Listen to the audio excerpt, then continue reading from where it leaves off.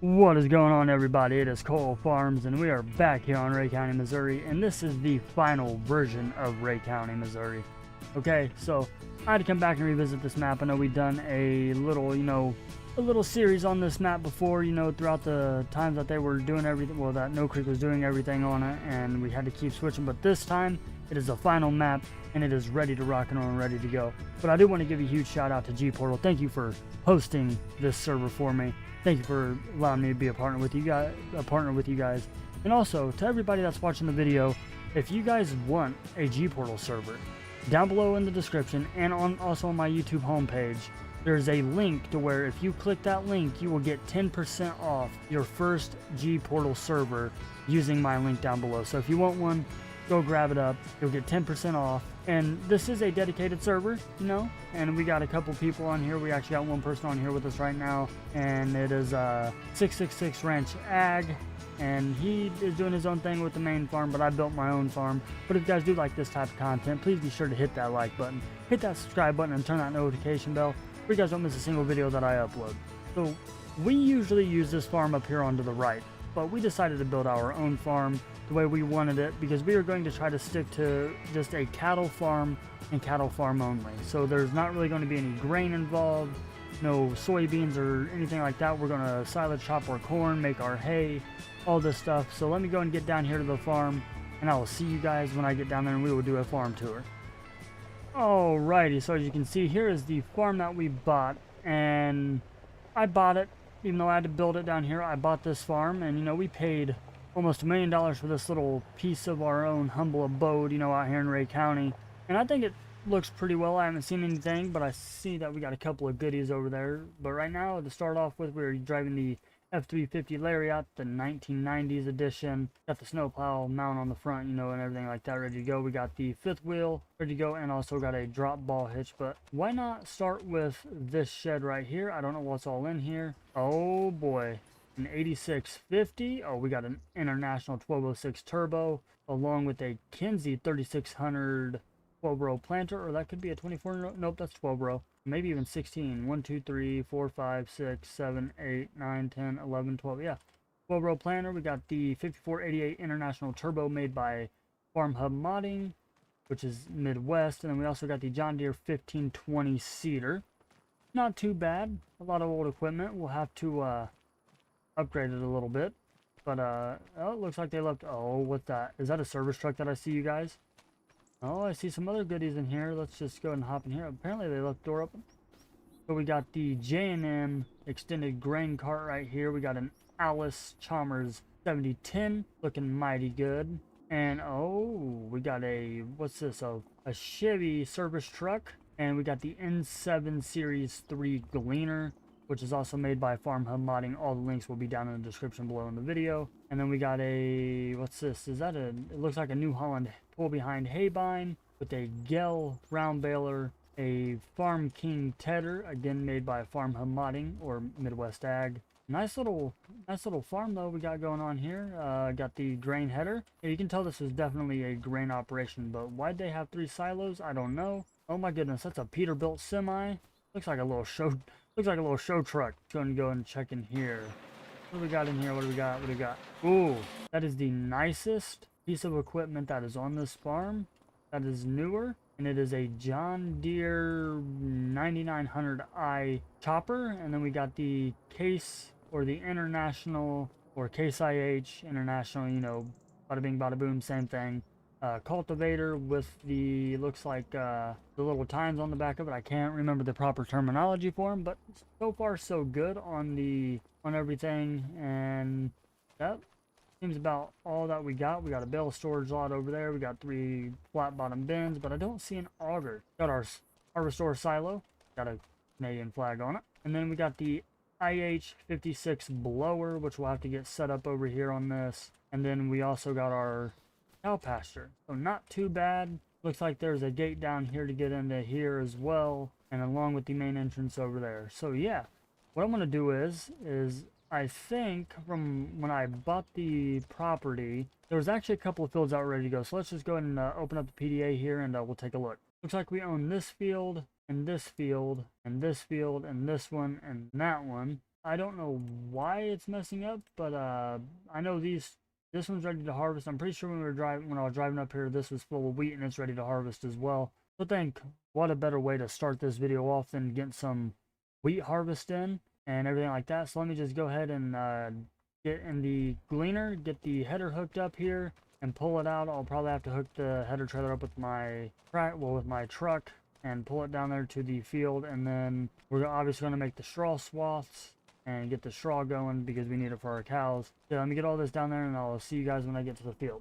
And then also we'll check up on Nate and see what he's doing. All right, so we got the header all hooked up here to the gleaner combine, and we got everything set right, made sure everything was good to go before we went ahead and started this. Let's go and unfold the grain extension here and drop this header down. I don't know how well this is going to yield, but let's make sure we have our straw swath on, and it looks like it's already on there. And for the realism's sake, we're going to probably go and use GPS for this because, well, I really don't feel like doing all this by hand. I know there's GPS on it, so we might as well go and put the GPS to use, guys. Why not? We have it, it's here, and let's go and use it. So there we go, there's that. And like I said, I know Nate's around here somewhere. I think I seen him chopping some corn with his little chopper. So let's go and give him a ring and see what he's doing. Or actually, let's see if he's on the radio. Nate, got your ears on there, bud?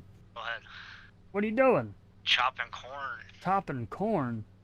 Yeah. Sounds fun. I'm over here harvesting some wheat with this, with this N7 gleaner that came with this farm that I bought down here again. Oh, nice.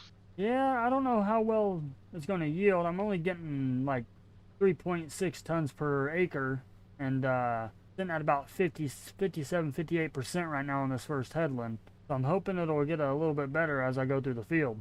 Yeah, we can only hope. Yeah, you can only hope. So are you doing like a little dairy operation or a little cow operation, or what are you doing over there? Beef. Are you doing beef? Yeah. Nice, nice. This field is so unstable over here, man. Like, going down this headland, got part of it, and then I'm missing wheat on the other side of it, and it's crazy. But it's alright. It ain't gonna be, oh, I jumped up to 67%. But, alright, man, I'm gonna go ahead and get off the radio here, and I'm just gonna turn on the radio, and I'm gonna go ahead and get this stuff knocked out of the way. Alright, well, happy harvesting. Yep, have fun chopping silage with your little chopper that I seen you have. Alright. Alrighty. Alright guys, so what I'm going to do is I'm going to go and jump you guys into my favorite thing ever, and that is a time lapse. And hopefully we can turn the HUD off on here. With this right here, I should be able to. Let me just make sure we're not about to run into anything because we got to get this HUD turned off. Alright, so yeah, let's just go and jump into the time lapse here, and we'll be good to go. So yeah, I'll see you guys after the time lapse. Actually, we might go and leave our HUD on just where we can see the lines. But yeah, I'll see you guys right after the time lapse.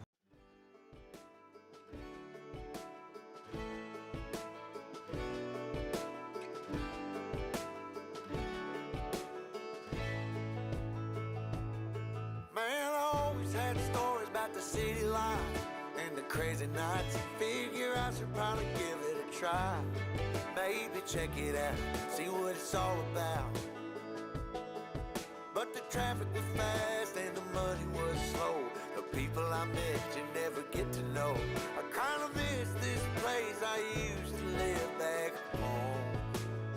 'Cause up here it's breakneck, paycheck, rat race. What's next? I'm tired of feeling like a small fish in a big pond. I think I'll go back where I came from, where everybody knows my name. My friends are still the same.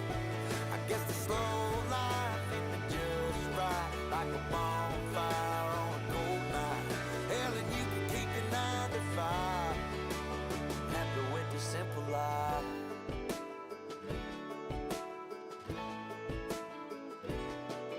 Yeah, I ain't here to try to change your mind, I'm trying to save your time, in case you're thinking about breaking out the bucket list. Girl, you can skip this funny business, 'cause up there it's complicated and overrated. Down here everything is understated.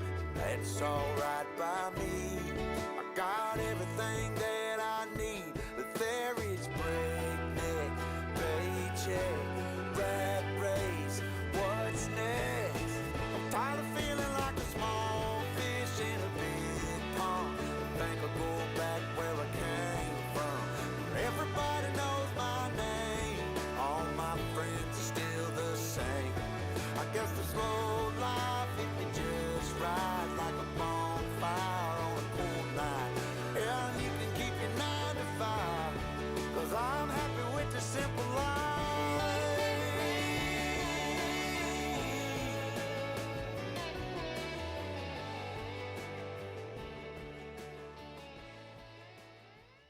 Right, so we got the Alice hooked up to this big old behemoth of a grain cart. I don't even know if this thing will be able to pull it when it's fully loaded.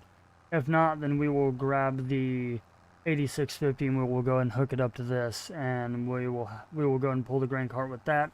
But for right now, this tractor was placed there. It was already in the shed, so it was convenient for me, you know, just to try to hook it up to this, see if it'd pull it. And yeah, that guy is here, and he's ready to rock and roll. He's ready to, you know, to get to work. So let's just go ahead and flip this around here and start unloading this wheat into the grain cart and see if we make off pretty good. If not, then it is what it is. We're just going to sell it right off the field anyways. Oh, and one thing I noticed, guys, during the time lapse is it might fix itself after this, but the hopper there was not wanting to fill up with the grain, the grain texture. So we're going to use this harvester for now, but I have my eye on one that I want to actually get after this. And it's a John Deere, it's an older John Deere tractor. I mean, an older John Deere harvester. And I'll show you guys which one I'm talking about. It is right, no, that's silage harvesters or choppers. So the one that I want to get is this John Deere 9650 right here. You know, it matches the flow of things here, and I think it'd work out pretty good for the farm. I mean, it's not too big, it's not too small. I'm going to try to keep this farm relatively small and everything like that. So yeah, let me go and get this unloaded into this grain cart. Get that guy rocking and rolling on this field. And actually, speaking of the devil, it's actually done. So let's just go ahead and pull the auger. Oh, I did not mean to disconnect the header. Go ahead and get this last little bit right here picked up and ready to go. Oh, we missed it completely. Oh well, it is what it is. It's fine.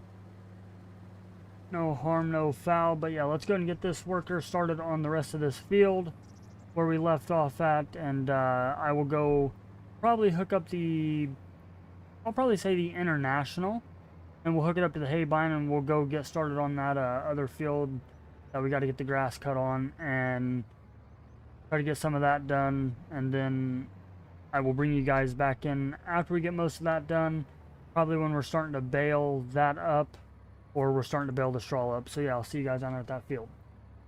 Alright, so we got the mower all hooked up here to this little International, and we're just going to go around the headland first. I'll come back and get this little piece afterwards, because, well, we don't really need to focus on the other side of things right now. Well, that little piece back there, and this little guy is struggling, man. This is gonna be a while. It's gonna take a minute, so gonna go ahead and just sit back, relax, get some of this grass cut, because this is actually a pretty big field. Let me just pull up the map here. As you can see, big old ginormous field with this little pull behind mower. It'll do for now, but I don't think we'll keep this mower for very long. We'll probably keep it for another year or so. The other farmer's done it with this mower, so I'm gonna do it with this mower. I don't know if they use this tractor necessarily to cut this with. I'm using the tractor to cut this grass with right here. I mean, why not? I mean, it's old. It's an old tractor. It's an old, I guess, kind of like hay bine, I guess you can say. And yeah, I think it'll work out pretty well. So I mean, but on that, it's not doing too bad. I mean, we got some decent size swaths right there, and then we'll come through. We'll let it dry out for a little bit, and then we'll come through and we'll flip it over with the Farm King tedder, and we'll ted it up a little bit. Put it in windrows because it does both, and it'll allow us to, I can't say necessarily have to do two things, because we won't have to ted and then windrow. We can windrow and ted all at the same time. Luckily for us, if we wanted to do grass silage, all we'd have to do is just use the forage harvester, get the pickup for the front of it, and just do it that way. I mean, it's really, it's not like we're missing too many steps, because we're knocking two birds out with one stone. But the day that we decide to do something like that, or silage bales, if we ever decide to do silage bales, which we probably won't, unless we need a little bit of money, because I heard silage bale sells for a pretty decent chunk of money, especially if you get enough of them going on, then we'll have to get an actual rake and actually rake the grass. But other than that, you guys, we're actually making pretty good time around this field. Let me just get us out of the trees here. Try to, well, I'm missing a little bit of the grass right there, but it is what it is. We'll just try to get as much as we can done. I'll check back in with you guys periodically when we're going through this, and then I'll just have to keep walking down the road and going emptying the guy down there, the worker that's working for us today, that's harvesting our wheat. I'll have to probably walk down there and empty him out if he ends up hitting that. But yeah, guys, let me know what you guys think of the series so far. If you guys enjoy this type of series, if you guys just enjoy just me focusing on one thing instead of doing grain and cattle, I'm just strictly focusing on cattle this time to see how far I can go with it. Eventually, you know, we'll build more pastures, we'll clear out trees and build more pastures, and see how many head of cattle we can get going on this farm. Alrighty, so we've been at this for quite some time now, and we're actually about halfway done with this grass field here, you know, to be able to make some cattle feed for the cattle. And I missed a little bit there, but that is a-okay. And I didn't realize how big this field was, but this little tractor is doing pretty good if you ask me. I mean, it's not too slow, it's not too fast, it's just right, the right speed and everything. I mean, it's just working out great. But let me just pan around here to where you guys can see we're about over halfway done with this field now, and I can't believe how well this is working out. So I just figured I'd bring you guys back in here and everything like that. We still got to get ourselves a, what's the word I'm looking for here, a rake and or a tedder, which is going to be the Farm King, which I believe we actually already have that down at the farm from when we got the farm and everything like that. But yeah, guys, I mean, working out great, everything's working out great. I'm happy that I decided just to stick to one thing. And then I think after this, the wheat field is all done. We're going to have to get all that built up after we get this cut and let it dry out for a little bit and then come in here, rake it, ted it over, and let everything go that way. After we get done with all that stuff, I know we got to get some corn chopped for some silage. We got a field back there that we're going to be able to do, and a couple of other fields up top, up by the main farm. So yeah, let me just go ahead and get this done. Figure I'd bring you guys in here for a little bit of an update, and then I'll see you guys when we are chopping some corn silage, or we're about to finish up the straw baling and everything like that.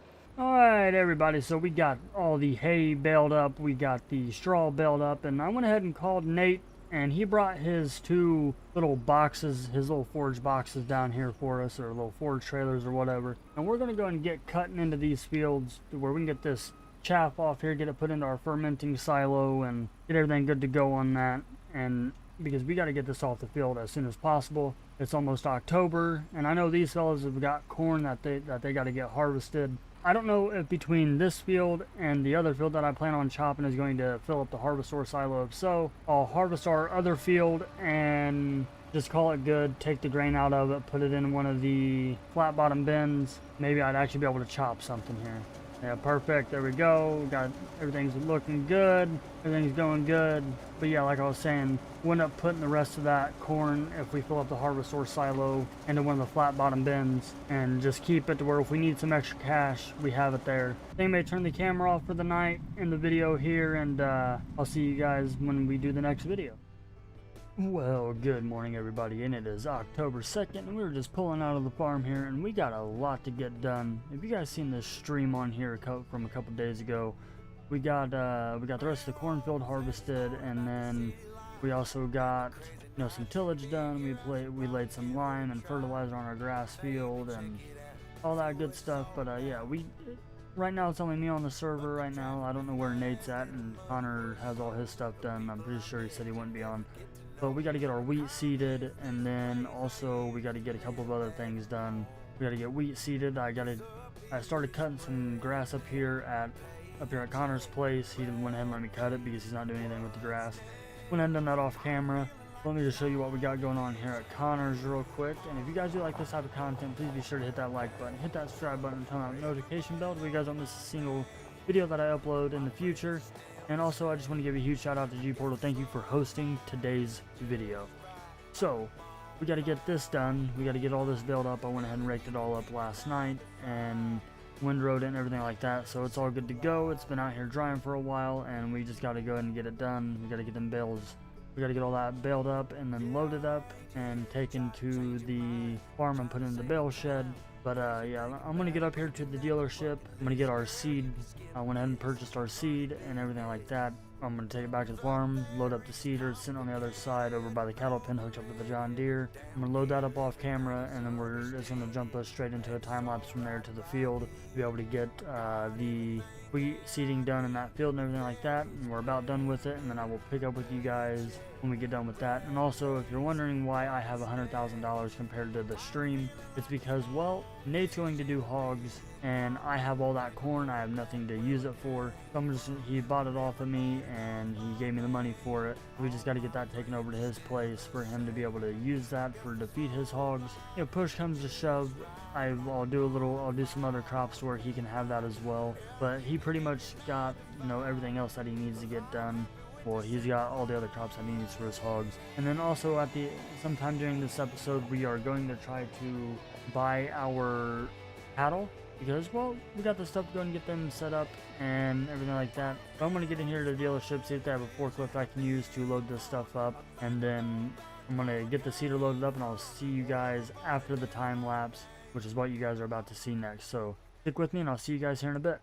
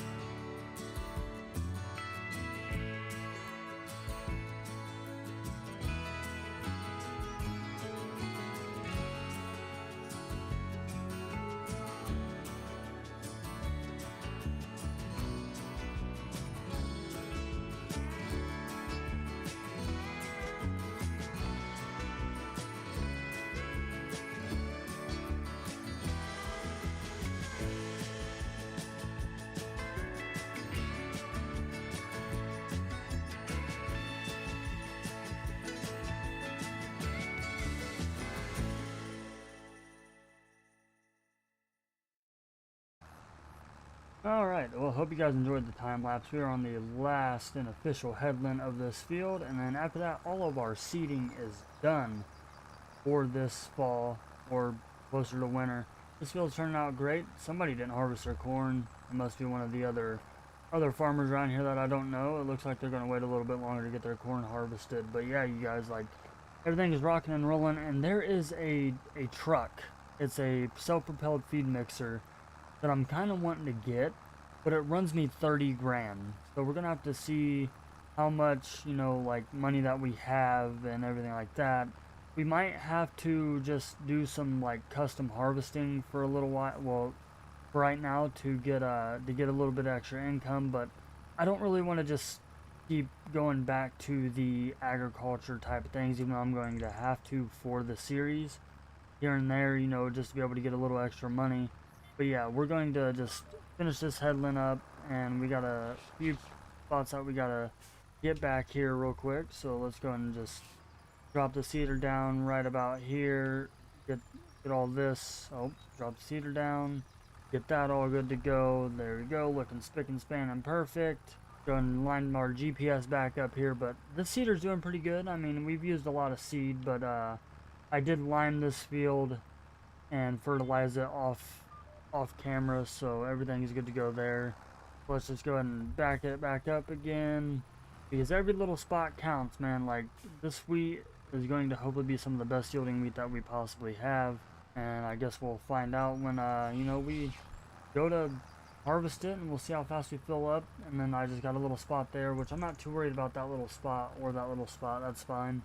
But there is a big, as you guys seen in the time lapse, there's a like a dip up in the front of the field. I'm gonna have to go back and get that after we get this headland finished and everything like that, and then we'll go grab the baler. Well, we'll take the cedar back to the farm, we'll go grab the baler, we'll go over to Connor's place, and we'll go and start baling all that up. I'll probably grab the International and bring it back down to the farm with the Farm King rake on it, and get that good to go. I mean, like I said, there's a few spots that we'll have to hit, but not too many. But I'm not, like I said, I'm not too worried about the small, like the small spots. But, you know, stuff like this I am going to get, because it is right here. We're already right here, might as well get it. Grab this little piece right here. Alright, that's good to go. And then we'll run over here to this big piece. As you can see, like the divot in the ground right there, just the way the ground's set right here and everything like that, the cedar didn't flex with the ground. So we're gonna just have to do it this way. And the last little bit right here, and we are officially done with seeding for the year. That field didn't take too long, but it was a pretty long time, and we still actually got to get tillage done too, you guys. I mean, we got to get our wheat field tilled up, get our other corn field tilled up. So actually, what we're going to do is we're going to, oh, how can I do this? Because I don't have a, what's the word I'm looking for here? I don't have an auger to be able to store that corn for Nate. So what we'll probably do is we'll probably just go ahead and go over to the field and take the semi over there. I'm pretty sure he placed his hog pasture down on, well, his hog pen down already. So we can take that, some of that corn over there, put it in his hog pen, and then whatever's left, I'll figure out what he wants to do with it later. But we'll wait on that. I do need to get this cedar back to the farm here, and hopefully we can make it through here. I doubt we will be able to, because it was a pain for me to get it out of here. And I think I know what's stopping me. It's the lights that I placed and the milk thing. So I might have to sell the milk thing and put it kind of back there in the little area back there where the fences come together. Oh, barely. We hit a couple things, but let's try not to break the cedar and hit our cattle pasture here. Let's go and just drive this around, and we'll just leave this parked up right now and leave the cedar hooked up to it. And then I'm going to walk down to Connor's place and get the International, bring that back down here, bring the tedder / windrower back down here, and then we'll go down there and we'll get some baling done. So yeah, I'll see you guys when I get all that done and get the bale started. Alright, so I went ahead and started. I've made 2 bales already, and this is actually our 3rd bale, and this thing's filling up pretty fast. But the only downfall is with this baler is these swaths are so, these windrows are so wide that sometimes you're missing stuff. So I think eventually over time, when we start getting a good money rolling in, we're going to actually upgrade the baler, and like, we'll probably keep the tractor, but we're going to find a better baler that is a little bit bigger, that can pick up the, you know, that I won't have to worry about not being able to get all the stuff that we need to get inside the baler, because it just seems like the windrows are wider than what the pickup is on this baler. The baler does the job. I can't really complain. I mean, it's a good baler. They've used it for a while. I mean, well, they've used it only a couple of times, and I've used it, and the baler is definitely working out. I just would like to be able to get bigger bales, you know, like maybe 180 centimeter bales instead of 150, because then I can hold a little bit more hay inside them bales and wouldn't have to worry about knowing if I'm going to have enough feed for the cattle. But as you can see, you know, from when I first started baling and going around, the baler is just not picking everything up, and I think it's because either A, I'm not over too far, I'm not like centered in the middle, or it could just be the pickup on the baler. But other than that, you guys, the baler's doing a fantastic job. It's doing what I needed to do. It's getting bales made. It's making really good bales, and I think so far we've already gotten 5 or 6 bales off this. Yeah, so this will be our 5th bale. We won't get too many off of it, you know, because this grass isn't fertilized. It was just part of Connor's farm. He told me the other day that he'd be okay with me baling it up, because it's either that or he's going to just turn it into a field. So I figured before he'd done that, I'd come down here, give it a one good cut, and just go from there.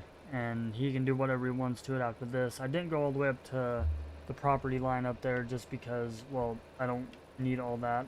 But yeah, you guys, everything's rocking and rolling. It's going smooth and good on the farm. So I'll see you guys when we go pick up the feed truck.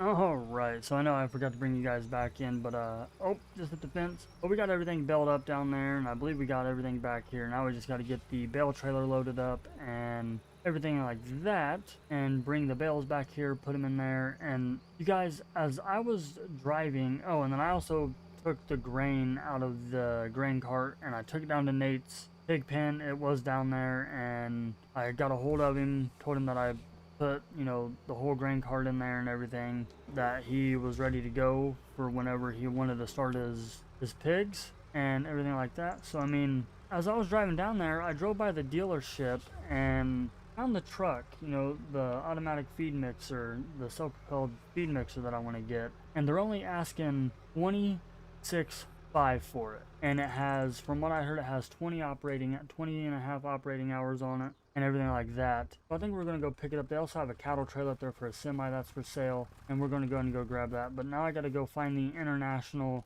get hooked up to that trailer right there, well, that the bale trailer, and then go pick up them bales and bring them back here. And then when I get back here, we'll go, after I unload those, I'll bring you guys back in. We'll drive the pickup up to the dealership. We'll take a look at that livestock trailer, the semi, and that feed, and that self-propelled feed mixer. See if we can't cut a deal, and then we're going to bring all that back here to the farm. We're going to take the livestock trailer down to the livestock yard, and we are going to buy us some 6-month-old cattle. We're going to do a mixture between dairy cattle and Angus cattle. So let me get this stuff done, and I will see you guys when we go get the cattle. Well, when we go up to the dealership, we look at that, and then when we go down there to the livestock yard to get some cattle. So just stick around, and I hope you guys are enjoying the series. Alrighty, so we're just pulling up to the dealership here, and I'd already called up here in advance, and they told me that it was over here to the left. And there's the feed mixer truck right there that we're going to get, and also possibly we're going to pick up that big cattle trailer right there. Just jump out and take a look at these things. And the Wilson, and they said it holds about 12 cows, so I mean that would do just fine for us. And this thing right here is nice, man. Take a look at it. 4900, they said it's got 20 and a half hours on it. So what I'm going to do is I'm going to go up here, and they said they want $26,500 for that, and they want $60,000 for the trailer because it has been used. I just cleaned it up and everything. So it does got some wear and tear on it. So we're going to get that pick that up for 60 grand, pick that up for 26,500. So let me go up here, give them the money, and then we'll come back and get the pickup. We'll drive the pickup back down there, and then we'll have the wife bring us back down here to where we can pick up the feed truck. And then when we get the feed truck back to the farm, we'll grab the Peterbilt, come over here, pick up the semi-trailer, and then take the semi-trailer straight to the livestock yard, and we'll buy us some cows. So yeah, let me just go in here, get them payment, get all that into my name, and then I'll see you guys once we get the trailer to go get the cattle. Alright, so we got the feed mixer back down to the farm, and we got the Wilson trailer hooked up to the Peterbilt, and we're going to go down to the livestock yard. I was able to get some TMR made up, about almost a full load of TMR made up for the cows, and we're going to see, and I end up getting the trailer and the TMR self-propelled mixer for a really good deal since I was buying both of them. They gave both of them to me for $66,000, so we got a $20,000 discount, which is amazing. It'll leave us a little bit more money to work with during the winter. Oh, you guys, look at that buck out there in the field. Oh my goodness, he's beautiful. But unfortunately we can't do any deer hunting right now because we got work to do. Yeah, we got to get this stuff done before winter hits. Like I said, I still got to get cultivation done on 2 fields, the wheat field and the corn field, and I got to get them lined, and I got to figure out if I can see if the co-op down here has not just like NH3 or whatever, and then if they have on top of that, if they have an anhydrous rig that I can use to be able to put anhydrous down on the fields. Now we gotta find out where we load these bad boys up at. I don't know if it's right here. It may actually be, where do we load these guys up at? Let me just jump out here and find out, because I know this is the livestock market. Do we load them up right here, or go in here maybe? Let me just take a look around real quick, and I'll see where we buy them at. Alright, so I talked to the people there in the building, and they said I pull up and by like one of these doors or whatever over here to the left of the, well, yeah, to the left of the truck, and I should be able to load them from here. I guess we'll find out. I've never used this place down here yet to buy cattle, so yeah, we're gonna buy 6 of them, of the 6-month-old Holsteins, and then we're going to buy 6 of the Angus. Okay, so 3,450, so roughly 6, 7, 8, 9, so roughly 10 grand on that, and plus whatever we bought from the dealership, so 76 grand on stuff for the farm, so cattle and a new TMR mixer and a new trailer. So I mean, we got everything going for us that we need to get going, but let's get down to the farm and get these guys unloaded and get them fed, and then we'll probably call it there. We might start cultivating another field at the end of this video, but we'll finish it in the next video. So yeah, we'll just pull up here to the farm real quick, and we'll probably just park both of the trailers over here. That trailer is actually still full of corn for Nate, because he's, like I said, he bought all the corn from me, so we got to take that to him and see if we can't make it through here without getting stuck on anything. It looks like that's not going to play out how I wanted it to, so we'll probably have to turn a little bit more wider without hitting anything. May have to make this a little bit wider right here. There we go, we got it through. And there's the TMR, there's the self-propelled TMR mixer right there. Like I said, it's full of TMR. We still got another hay bale out right there. And then let's back this baby up and get all these cattle unloaded. And once I get this done, we'll unload these guys here. Alright, so there we go. Now we got cattle for the first time on the farm. They are 6 months old. We went ahead and bought them, you know, at 6 months old. We're not. And then over time, when they start reproducing and all that stuff, then we'll have calves and everything like that. So let's go ahead and start up the feed mixer. We got 25,959 liters of feed in here.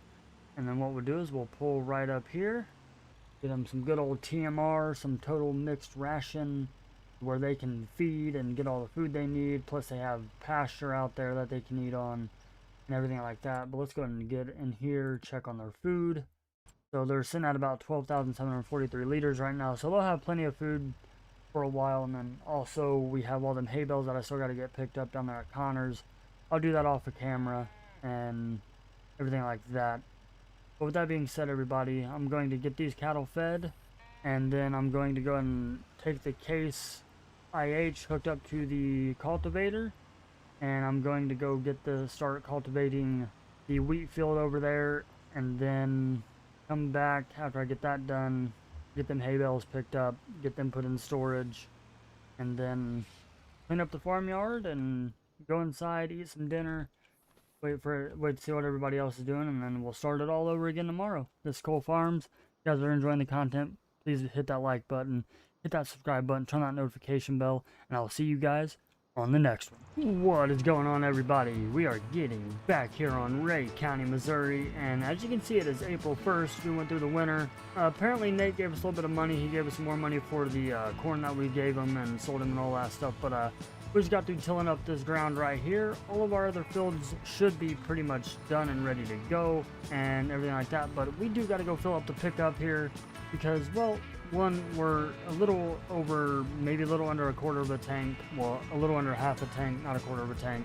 We got to go fill that up, and they built a new gas station here. But if you guys do like this type of content, please be sure to hit that like button, hit that subscribe button, and turn that notification bell to where you guys don't miss any future uploads.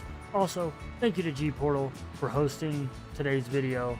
Very much appreciate you guys. So what we got to get done today, it is planting season, so we got to get the planter out, we got to get the tractor out, we got to get fields lined, fertilized, and hydrous down. And we also got to get more hay cut. And Nate also, from what he told me, he cut a bunch of hay, brought it down to our farm. I don't know if I owe him anything for it or not, but if you guys remember the field up here to the right, you guys may notice that there is now a Circle K gas station here right next to the dealership. It's pretty cool that they built this in less than a few months, got everything working.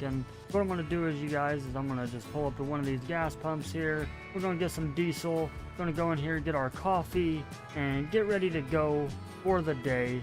Can't do anything without coffee, and we got a lot of work to get done. So yeah, let me just go in here, swing open these doors, and we've been coming here for a while. Good morning, Linda. All right, coffee, coffee, coffee, coffee. We got donuts here. Oh, there's the coffee right there. They must have got robbed or something. Somebody didn't like this arcade machine, so put a $1.50 in there. We want to go with that one. Ah, yeah, there we go. All right, thank you. You guys have a great day. Yeah, I also need I need 100 on pump 7. Yep, thank you. All right, so we got the coffee paid for, we got the diesel paid for, and we're just gonna go out here. Oh, what is going on? I did not mean to do that. Didn't realize I had that on. My apologies, everybody. So let's just go ahead and we'll grab this one, put it in there. All right, and we're just gonna let that pump, and I'll see you guys when we get back to the farmyard, because I'm gonna have to also talk to the dealership about getting leasing an anhydrous rig where we can get anhydrous put down on the fields before we start planting.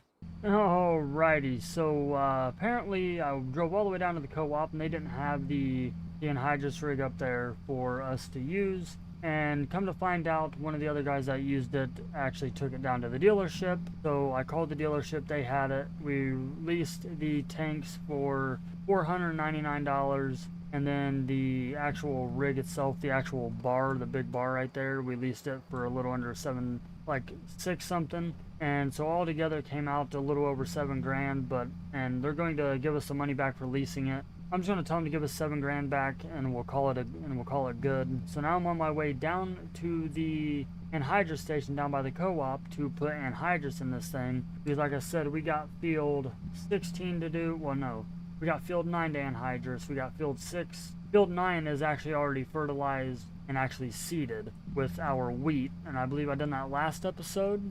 And then, but we still got field 6 to do, field 21 to do, and field 15 to do. Field 6 and 21 are going to go into corn. 15, I don't know what it's going to go into yet. I'll probably do corn, or I may just do soybeans just in case we need some money. Luckily, Nate felt like he owed me a little bit more money for the corn than what I charged him for it. So he ended up giving me a little bit of money. So I think I'm just going to do soybean just to make sure we have some money be able to fall back on throughout the winter, and we will put it in the grain bins over there at the farm. So let me get down here and get to the co-op, fill this up with anhydrous, and then I'm just going to crank up the radio, throw you guys straight into a time lapse, and then I will see you guys when we get ready to start planting and everything like that. Yeah, I'll see you guys here in just a bit. Alrighty, so after a long time and fighting with everything, we finally are able to lay this stuff down and get it going. We're laying down UAN 32, which is a mixture of urea and ammonia and a couple of other things, and like 32% nitrogen. But it is a fertilizer for the fields. The reason why we're laying this down instead of anhydrous ammonia is because I got to figure out why the mod is not working with precision farming to be able to actually lay down anhydrous ammonia. But until then, We can use UAN32. We are able to use it. It is fertilizing the fields. We're planting corn in this field and our other 2 fields. We might actually plant soybeans in one of them, so we really shouldn't need to fertilize anything and everything like that. But you may wondering why I'm using an 8R instead of our 8650. Well, I drove down to the dealership, pulled up there, went to hook up to everything, and the 8650, it just stopped running for some reason. So they're going to fix it up there and everything like that, and then they're going to let me know how much the bill is, and I'll try to get, I might have to take out a loan to get the bill fixed, but for right now they're letting us use this to apply anhydrous with this fertilizer bar and the tanks. So what I'm going to do, guys, is I know it's dark, we've been wasting a lot of time throughout the day here, and we are just now getting into the field, so I'm just going to kick on the music, sit back, relax, throw you guys into a time lapse, and get these next 3, get this field and the other field knocked out, or at least try to get this field knocked out and maybe one of the other ones. Yeah, we'll see you guys after the time lapse.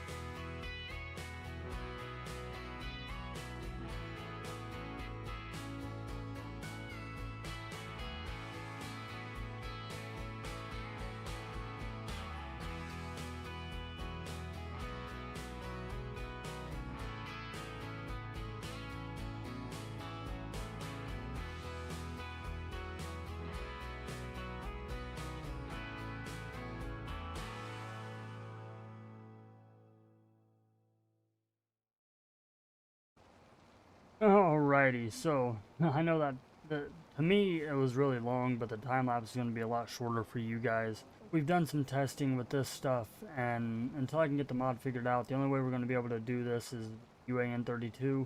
I noticed, like, up there to the left, like, the little red bar isn't moving anywhere, besides, like, it's going, like, plus 80, plus 70, plus 60, whatever, for the UAN32.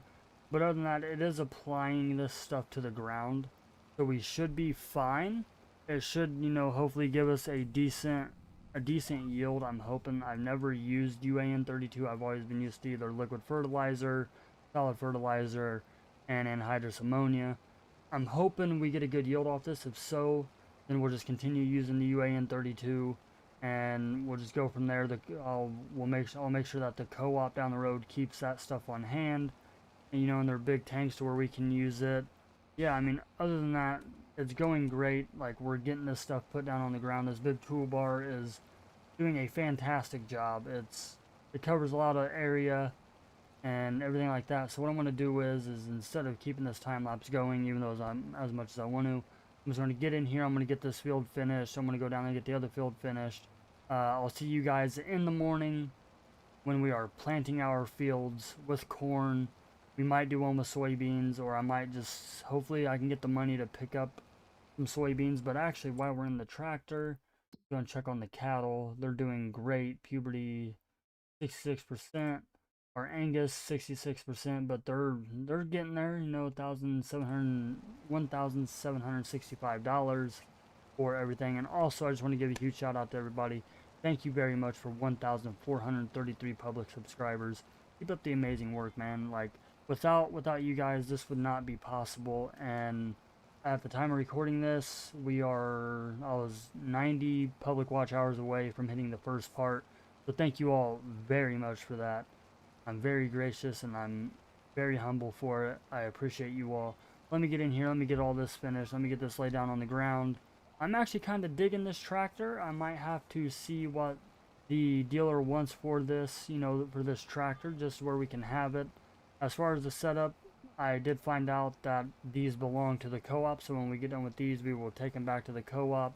And I know we're up to $13,955. That's because I sold some stuff that I didn't need anymore. I believe I sold some stuff. If not, Nate probably gave me a little bit of money because dude is loaded over there. Now let me just get this laid down on the ground, and then I'll see you guys in the morning when we're going over the planter, going to the co-op to get our seed, and planting these fields. Alrighty, well, good morning, everybody. I decided to sleep in. You know, it was a late night last night, getting all that that UAN 32 putting on the fields. We just brought the 8R back here with the anhydrous rig and all that. We're just going to park it here for now, and then we'll take it back to the co-op later. But now, we do got to get lime spread, and unfortunately, I don't think I have our lime spreader, but there's our planter. We'll be getting to that here real soon. So I decided, I think I'm going to call the company back, Meridian, and ask them just to go ahead and come see if they can't buy these bins back, because we really don't need them, and we could definitely use the money because we need to get a couple of other things for the farm as well. And if we have any other extra crop that we pull off the field, you know, like the corn and all that stuff, if we end up actually having to harvest it with the harvester, then we'll just get some ag bags, we'll put them in there, and then we'll just store them that way for a while. But I don't think right now we don't necessarily need the Meridian flat bottom bins, is seeing how we are a cattle farm. Now, one thing I can say is I wish Farm Sim would make it to where you could like grind up the corn and put it in your cattle feed and all that stuff. But other than that, you guys know everything's going good. Let's go over here and check on the cattle real quick. Let's see how they're doing. So they got plenty of feed, you know, plenty of meadow grass, plenty of actual total feed and everything. Last night I did talk to Nate, and as you can see, our bale shed here is a lot more full. We got plenty of hay bales in here, plenty of some grass bales. The main thing we got to get is straw, and unfortunately we only have one wheat field to be able to harvest, and I don't think our cows are making any milk. Oh, we got 455 liters of milk, so we do got to get a lime spreader and some lime. So I think what I'm going to do is I'm just going to just drive this down to the co-op, and I know they have a couple of spreaders down there that I can lease and everything like that, or I might be able to borrow, and I just pay them, you know, at the end of the year for all the lime that I use and everything like that. Let me go down here, get the spreader, get the lime, and then I will see you guys the field right there by the right there by the co-op. Looks like Nate's in game and everything like that. I don't know where Connor's at, but yeah, we'll start with field 21 first, then go to field 6 and then field 15. And we also got to get our grass cut, so we will probably start planting next episode, or we might end up getting planting started this episode. But let me get down here to the co-op, talk to them, and then I'll see you guys at one of the fields. Alrighty, so we got all this figured out. Finally was able to figure out the GPS spread width on this thing, and it may say 12 meters, but it's actually 24 meters. And so we got all that set up and ready to go. Everything's going good. We did go to the co-op, obviously, you know, to get the spreader and the lime, and they're just going to add the price up total for all the lime that we use, the spreader, and plus all our seed for this year. I know I have a little bit back at the farm but that will not be enough for us to actually plant all our fields with. But the good thing is, you guys, is we do have somebody new joining the series. His name is Jay, and he will be hopefully joining in the next episode. But he's going to run his own little farm, but he's also going to be our co-op guy. So we will no longer be able to go down there and just buy the stuff. He will we will buy it off of him. He'll set the prices for everything, the seed and all that stuff, and then whatever we don't use, we'll take it back to him, and he'll reimburse us the money for it and everything like that, to where we all can still, you know, have money in our account. But I did, in the beginning of the video, you know, well, about an hour or so ago, I did say something about the Meridian grain bins, the flat bottom bins. I did talk to the company. They said they are willing to come take 2 of them down, because I would like to keep one just in case we need it, but I also still want to use the ag bags as well, so I might just have them take all 3. We might just keep 1, who knows, or that I may just go straight to the ag bags and call it good there. And I took that corner too short, but it's alright, we'll come back and get everything else. But other than that, you guys, we're making quick work of this lime, especially with this spreading us with us actually being able to spread it at the right width. But the anhydrous toolbar done great last night, the tractor done great last night. I'm definitely gonna have to get me one of them tractors. It is amazing. I know they didn't tell me what time they said they would be here for them to take down the Meridian grain bins. When they get them done, we should get a little bit of money back to at least help us out, you know, with seed costs, the lime costs, and all that stuff for when the co-op decides to bill us for the lime and the seed. So we're about done with this field. I'm going to finish up this field, and I'll see you guys not on the field down the road, but on our biggest field, and then that's where we'll end the episode there. The next episode will be us going over the planter, getting everything set up right, getting our seed, and also starting to plant our fields, because I want to make that one episode pretty much about planting, to try to get all our planting done as much as possible, because I know in the next couple of days, let me just get the GPS line back up here. If we go back in here and we go and we look at the calendar, today is our only day to be able to plant without it raining. So the next episode is going to take place on the same day. I just don't want to compile a bunch of stuff into one video, because I don't know how far or what the time is on said video on this one that we're doing now. If there is time for us to start planting on this video, then I will do that. If there isn't, the next video will take place on the same day. It'll just be 2 separate videos of us planting and everything like that. But yeah, let me get this field done, go back, fill up with more lime from the co-op, and then I'll see you guys down at the other field, the big one. And then if we can start planting one of our fields today, we'll do that. Or if we can get almost all of them done, we'll do that as well. So yeah, just give me a bit and I'll see you guys at that big field. Alrighty, so we are on the last and final field for us to lime, and we're going to have a hefty lime bill. But the Meridian guys, they did come out, they tore down, they took 2 of the Meridian flat bottom bins, took them back with them. They gave us $36,000 a piece for them, and you know, because they were still brand new, they were never used and everything like that. Other than that, you guys, like, everything is running good, everything is going good. Like I said, sorry, I had somebody join Discord and I went ahead and deafened in there, but they came back and got the Meridian flat bottom bins, gave us $36,000 a piece for them, because they were brand new, they were never used, nothing, no grain ever touched the inside of them. But I did go ahead and keep one of them, which is the one closest to one of our sheds, because, well, if we run out of room in the ag bags, we don't have enough, we may need that space, but I don't think we will need the space for that. But I know I also got to get our hay ground cut again. I already started it, and I think the other day off camera I started it. I got 3 headland passes around. I need to get that grass off the ground and baled up into hay, and you know, and everything like that before that rain comes. It's been sitting out there since April 1st. Done that, but I also may just go ahead and just do silage bales. Just get Nate got a new baler. He got a big baler that can do 180 centimeter bales. I may just lease a K-brand rake from the dealership and just turn it all into silage bales, roll it, fertilize it, do everything that I need to do to it. Just turn around and sell them silage bales as well, to where we have a little extra money, because we got plenty of actual silage and we have plenty of hay bales, and I got a couple of other places that I can cut some grass if I need to also be able to get more hay bales. I know Nate makes them. He said he's either going to sell all the ones that he makes, or if we want them, he'll just give them to us because he knows that we need them. But other than that, you guys, this field's going to take a while, so I'll check in with you guys when I get done with that, and we're starting to go ahead and cut our hay ground again. And then maybe next episode will be us, you know, starting to bale it up and everything like that. But yeah, let me at least get the liming done, and then I'll check back in with you and we'll go from there. Alrighty, so we got all the liming done on all the fields and everything like that. We're out here cutting our grass. I made a couple of headlands, the other night, and then I made one more headland, this time, and now we're just going to start our ups and downs and get all those out of the way, to where we can get this field done and over with. And I'm still debating whether or not I should silage it, or if I should just leave it as hay and just rake it all up and make it hay. But I looked at the stock. We got over almost 300,000 liters of hay altogether between what we cut last year and what Nate gave us. So, I mean, we should be sitting pretty good. Our cattle, they got plenty of meadow grass to be able to, eat and everything like that. So we really shouldn't have to worry about feed for the cattle. Main thing is the straw right now, and if I need to cut more grass after this, Nate has some property over there, by one of his fields he said that I can cut. And also if I need a couple of hay bales or whatever and he has them stocked up in his barn, I can buy some bales off of him and not have to worry about it. But other than that, guys, there's really not much more going on the farm. We're already at the nice easy mark that I like to have my videos at and everything like that. So what I'm going to do is I'm just going to get in here and just finish all this grass off camera, finish getting it cut. The next video will pick up. I'll probably go ahead and rake all this up into windrows, bale it all up, and then we'll just come through here, we'll silage wrap it, and we'll leave the bales sitting out.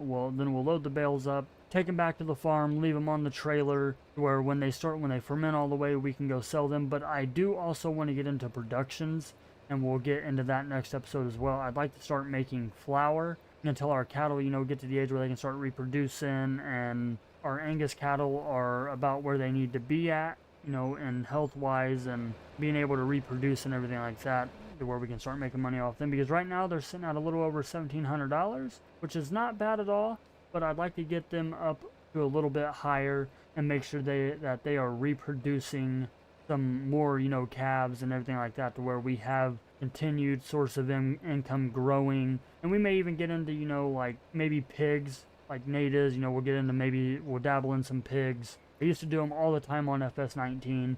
I've done some on FS22. And pigs are pretty easy. They eat pretty much everything. Soybeans, wheat, oat, all of it. So even if we didn't sell our corn to Nate, we could feed it to our pigs, to the hogs and everything like that. But with that being said, everybody, if you guys are enjoying this series, please let me know down in the comments below. Leave a like. And if you're new to the channel, welcome and subscribe.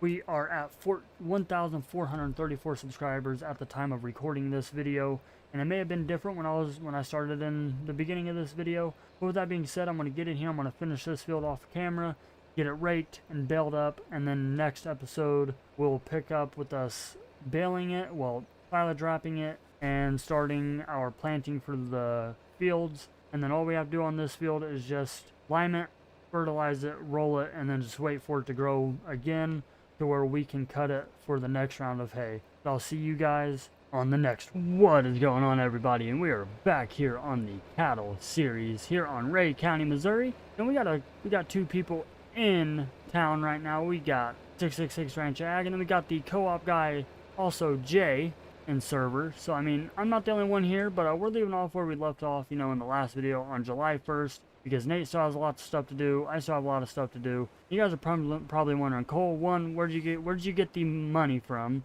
And two, why are you using why are you using a K-brand rake? Well, so last episode I said something about possibly taking a loan out, which I did. I talked to the bank, traveled all the way to Kansas City, Missouri, and I went ahead and got us a $300,000 loan because, we want to go buy some new equipment. Also, big shout out to G-Portal. Thank you for hosting today's video. And also, if you guys do like this type of content, please be sure to hit that like button, hit that subscribe button, and turn on that notification bell to where you guys don't miss any future uploads and or streams that I make. Now, the things that we got to get done on the farm today is we got to get all this windrowed up and into big windrows. And we're also going to go up to the dealership, and we're going to spend some money. We're going to trade in some stuff, see if the dealership will buy some stuff. If we're going to buy some new stuff, I either need to see if somebody wants to buy the gleaner and the two headers along with the header trailer, to where we can go up there and we can buy the 9650 and get the two headers with that, grab a new baler, buy this rake, buy a couple of other things, and to where we can start upgrading the farm. And if we have the money, we'll probably go ahead and buy a new cultivator as well, to where we can get our cultivation done a little bit sooner than what we usually do. I mean, I love the one that we've been using right now, but we've had it for 2 years since I've owned this farm, and we got to get this loan paid off here soon because the bank's already calling me.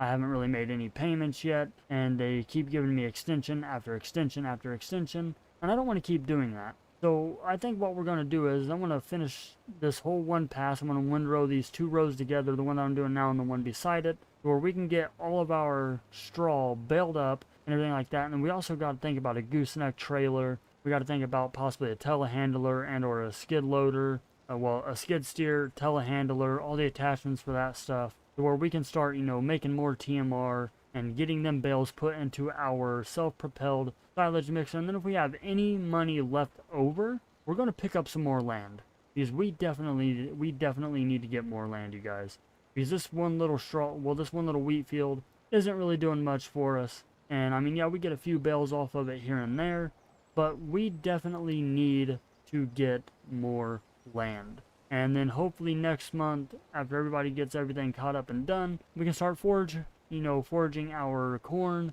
to be able to get more chaff put in the silo, make more silage for our cattle. Because right now, you guys, the hay's looking pretty good. I mean, we got plenty of hay. And plus with whatever we're about to put in there, oh yeah, we'll have plenty of hay for our cattle to be able to use to make some good old TMR for them guys. But we just definitely need to get more equipment and upgraded newer equipment. And if we also have the money, I'm thinking about possibly picking up another tractor if we are able to. Sorry, I got a little tongue-tied there. What's going on? Why can't I turn? Come on, turn. Let me get you guys out of these trees. But yeah, let me get these first 2 rows windrowed together, and then we'll make our way up to the dealership, and that's where I'll see you guys up there at the dealership when we are talking to Nate, the part-time dealership guy. So I'll see you guys up there at the dealership when we're about to drop some serious cash. Alrighty, so we walked all the way back down from the farm from the field to the farm to get our truck. This other guy needs to watch out. He needs to learn to drive, Mr. Versatile Man over here. I don't know who that guy is, but he needs to learn to drive. They need to take that bush out right there from that gas station. But here it is. Here is the dealership that we are going to be dropping some money at today and everything like that. So let's just go ahead and go up here. Well, it looks like Nate is here, but I don't see him. Oh, there he is. Let's go and park right here in this little spot.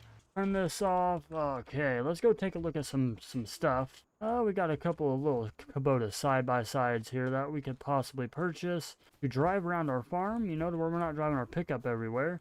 Oh, now that's a nice harvester right there. That thing is good looking good. Got some planters, some seeders. What the heck is this thing? Is this a spreader? Probably for slurry or something. Got a Claas forage harvester, but we don't need any of that right now. We got us a nice little forage harvester here. Ooh, now this is where we want to be. Right here. So we got the 9670 STS. We also got the 9650, which is the one that I'm really looking at, is this one right here. Matches our farm. It's a little bit newer and everything like that. Or we could just go ahead and say, we can go and go with the STS as well. Decisions. Oh no, we'll come back to that. But I know for a fact, the 2 bean headers that I'm going to get, if I get the 9650, I'm going to get this bean header right here and the 8-row corn head, just to where I could have it. But if I get the STS, I'm going to get the bigger bean header and still the 8-row corn head. But there's also 12-row that we could get. But I know we're definitely buying a combine today. We're buying a couple of headers today. We're going to try to pick up this mower setup. And then we also need to pick up a skid steer. We'll probably go with the New Holland and or this little Kubota, or even this little Schaefer right here that we could possibly get. We do need to get another like medium tractor though. The balers. We don't need a wrapper right now. Nothing really is piquing my interest. We don't have enough money for the Vermeer. We might have enough money for the K-brand VB3190 progressive density baler. Let's go find Nate and let's talk some numbers, and let's see what all we can't get bought, and see if he can deliver some stuff down to us, or if maybe he has a trailer that I could borrow. And that's a nice versatile. And we might end up eventually buying a large tractor. I'd be looking at probably this 8345R, which is one we used that we borrowed from him when our 9650 broke down, and we're also going to be trading some stuff in. So yeah, let's go and talk to Nate here and see why we can't get bought. Howdy, howdy. Howdy do. Oh, howdy do, howdy do. You got quite a selection since the last time I drove by. Got a versatile out here, everything. Yeah, we made a really, really big order. Oh, looking good. So, I took out a loan, and I need to buy some equipment. But on top of that, I'm going to see if you want to buy some equipment from me and everything like that to hopefully maybe go towards it or just to get me a little bit of extra money in my pocket. Okay, what are you thinking? Right now, I know you let me borrow this 8345R the other night. I very much appreciate that. The 9650 is running great, by the way. Never ran better. The first things that I need to get this mower set up right here, and I'm going to be getting rid of my New Holland hay bind. I cleaned it up, kept maintenance up on it. It's only been used for 2 cuts, so maybe we can work something out on that. But the main reason I came down here is I need to buy a new harvester. I love the Gleaner. It's been very good to me the last 2 years, but I just need something with a little bit bigger grain tank. Something that, you know, matches kind of the modern day vibes, but that's not too new, but that's not also too old. Okay, so you're wanting like 2000 vibes? Yeah, you know, I was taking a gander of that, like that 9650 and that STS over there. Those are pretty nice combines right there. Okay, yeah, we can go take a look at these. Alrighty, and I seen you got quite a selection of corn heads and bean heads out here as well. So I pretty much got those 2 picked out that I want. Yeah, we try to keep stuff in stock because a lot of these guys around here are big time corn harvesters and beans and Right. So let's start with the STS first. Okay, so this is our 96 STS. It does have the aftermarket tailboard on it. Okay. It's on Michelin duals, grain tank extender. It has the Green Star beacons, the 6.5 meter foldable auger.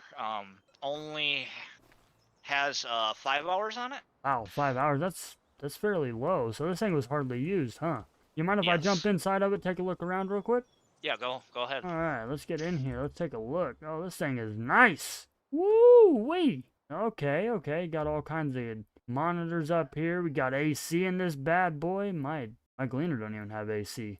Oh, yeah, this thing's looking real nice. What about the 9650 over here? This one, obviously, it has the Green Star that has the manure grain tank extenders. Okay. Pretty much this unit is brand new because this was extra stock that came out of the factory and nobody bought it, so they sent it over here. And so it's just been sitting here, so it's a brand new harvester. Yeah, pretty much. Okay, so I know I want the 8-row corn head over there, and I want the bean head right next to it. I know for a fact I want those 2 right there. So how much do you want for the 9670 STS? That one with the, I believe I said 5 hours. Okay, yes. My bad, 5.8, almost 6. That one I could probably do 90K on that one. Okay. Because it, like I said, it's 5.8 hours. It's right. Not new. Maintenance been kept up on it and everything, and like all the belts good on it, and the feeder house and everything like that, the reel and all that is. So has everything been kept up to date on it and kept good? Oh yeah, it's pretty much still brand new. It's not even broken. Oh, okay. So 90K. So how much you want for the 9650 since it is brand new? That one, 100. Just because it is brand new, no hours. Right. Because I'm kind of on a budget. Like I said, I had to take out a loan for all this stuff. So okay, I was leaning more towards the 9650, but now that I've seen the 96 STS inside and out, I mean, yeah, you know, it only has 5 hours on it. It's practically brand new. I will take the 9670 STS. What's your name, by the way, so I can write you down on a notepad? My name's Cole. C-O-L-E. C-O-L-E. Yep. Okay, so we are gonna take the 9670. Yes, sir. At 90K. Yep.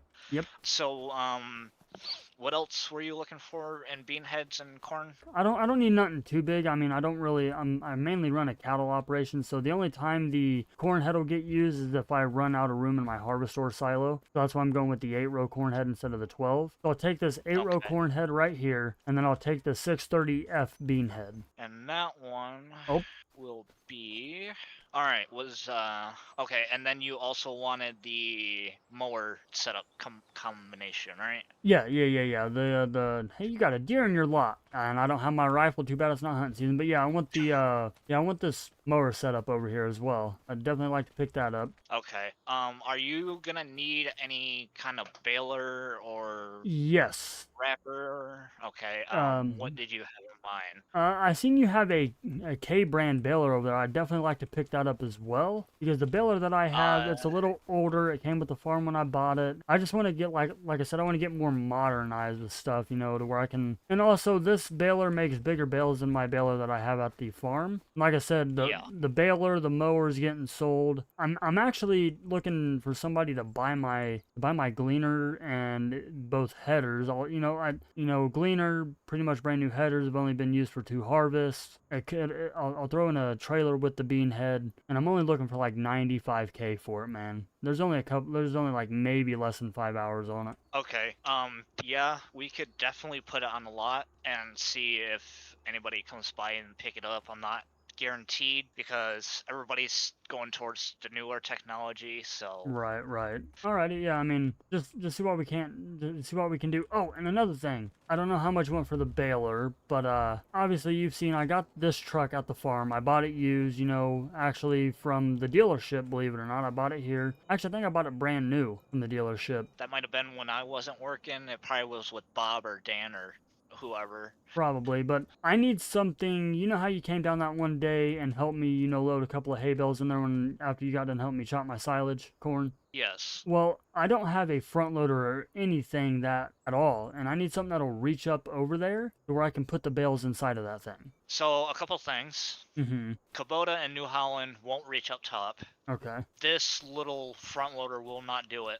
But this right here is a telehandler. So the arm extends. Okay. And how much you want for this guy? Or we could get you in this Kubota and get a front loader set up. How much would you want for the Kubota? We could do 95 on that.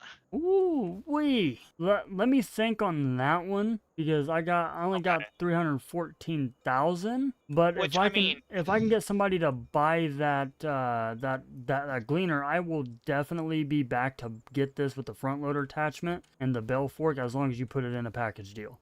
I will, and I don't know if Bob or Dan told you this, but we do payment options so you can make payments each month. Oh, even better. Okay, well, if that's the case, definitely. Let's get it going. Okay, so let me look at my notepad. So you want the 9670 STS combine. Yep. The 2 headers, the yes, sir. mower setup, yep, and the baler. Do you want delivery, or do you think you can come by and get it on your own? Do you have a trailer that I could borrow to deliver some of this stuff down there? Because I don't have a gooseneck trailer yet. I do got a semi. We do have this semi and little boy right there. Okay. I'd definitely say probably the harvester, and I might end up having to buy 2 header trailers as well, just because I need those for the headers. You can just add everything up, let me know how much I owe you, and then we'll just go from there. Okay, yeah, let me make a call to try to get your front loader attachment. Do you want a pallet fork or a bale spear? Could I get both? I'll pay any extra for the pallet forks, but I know I definitely need the bale spear. We could do that. So let me go back to the office, add this stuff up. Keys are in the Kubota if you want to drive it, take it for a test drive. Okay. Anything else, the vehicle wise, you can test drive, just don't leave the park. Alrighty, sounds good. Appreciate it. Alrighty, guys. So it looks like we are spending some serious money today. I'm hoping we have enough money. So it looks like we're gonna pick up the Kubota M8201 with the front loader attachment on it, set of pallet forks and a bell spear. We're also picking up the mower setup over there, and then on top of that, we're picking up the 9670 STS, the 8-row corn head, the bean head, and also the K brand baler down there. So when Nate gets done adding everything up and everything like that. I will give you guys a final tally on how much money we spent, and we'll go from there. And then I'll bring some stuff up here, see if he wants to buy it from me or whatever, see what he can't give me for it towards anything or whatnot. And then I'll see you guys back at the farm when we are raking the hay up, well, the straw up and all that stuff. Oh, and that reminds me, I gotta remind him about the rake, that I gotta buy that too. So I'll see you guys here in just a bit. Alrighty, so it looks like Nate is on his way back up here, and just in case you guys, I did call the bank again, and they gave me an additional 90 grand for us to be able to buy this stuff. So what'd you come up with? You want the good news or the bad news? Well, I kind of figured I was going to be over budget, so I went ahead and called my bank, and they went ahead and wired an additional 90 grand into my account. So I got like $390,000 plus what I owe on top of the farm. But like they say, you got to spend money to make money. Yeah, exactly. Well, the good news is you own some equipment. The bad news is you owe me $323,800. $323,800? Yep. Alrighty, and is that buying the M8 outright, or is that like financing the, or making payments on the M8? Do you want to make payments? I mean, if you added it in there with everything on top of the price, to where I could just buy it outright, I'll just do that. I did, but if you want to make payments, the payments are like $8 grand a month. I'll just buy it outright. Let me go to the truck and then let me write you a check. Alrighty, so it looks like I am the new owner of some equipment, and I'm gonna go write this man his check for $323,800, and then I'm gonna get back down to the farm. I'm gonna start bringing some stuff up here, see if he doesn't want to buy it, bring that gleaner up here, and hopefully somebody buys it. So let me just get this done, and I'll see you guys back at the farm when we get all our new stuff down there and we get everything else handled with Nate. Alrighty, you guys, so we got everything bought, everything back down to the farm, and during that break I went ahead and ate dinner as well, because I was hungry. Other than that, you guys, I think we made off pretty well, and we got the 95, the other guy, Jay, also the co-op guy, ended up buying our gleaner, both headers and the trailer. I told him 95 for it because everything was practically still brand new, so he sent over 95K. Nate ended up buying the New Holland mower and the baler for like $3,200 or something like that, or $3,300. And yeah, everything's working, everything's looking up on the up and up, like I say in most series. Also, the harvester looks great with that header, the 8-row header on it, and that bean header. I got it all back at the farm, so everything's looking good. But with us having a little bit of money, I want to buy another field, and and with this base map, there's mainly just soybeans and corn on here, so no matter which way we go, we're going to either have to harvest another thing of soybeans or another thing of corn. So what I want to go ahead and do is I want to spend a little bit more money to give us more acreage, because we have $1 million loan to pay off for the farm. On top of that, we added in this mod, so the enhanced loan system, we got an additional $390,000 to pay off. We got to get some acreage, and I'm far behind the guys, so we have field 15, 9, well, yeah, field 15, 9, 8, which is our grass field, 6, 21. I'm thinking about picking up field 24. It's right here by Nate, so when he's harvesting, I'd be able to see him, and it's only $76,000, so we'll go and buy that. And then after we buy that, we need to purchase the soil samples if my game will do what I needed to do. So purchase soil information for an additional $2,700. We'll do that, so that leaves us with $99,436. I know he had to order in the front loader attachment, the bale spike, and the pallet forks. So when that gets here, hopefully he'll give us a call to go get it. But until then, you guys, I'm going to go and get this raking done. I'm going to go back to the farm. I'm going to hook up to the Kubota with our new baler. I'm going to use it all, and we're going to get this all baled up. So I'll see you guys after the time lapse.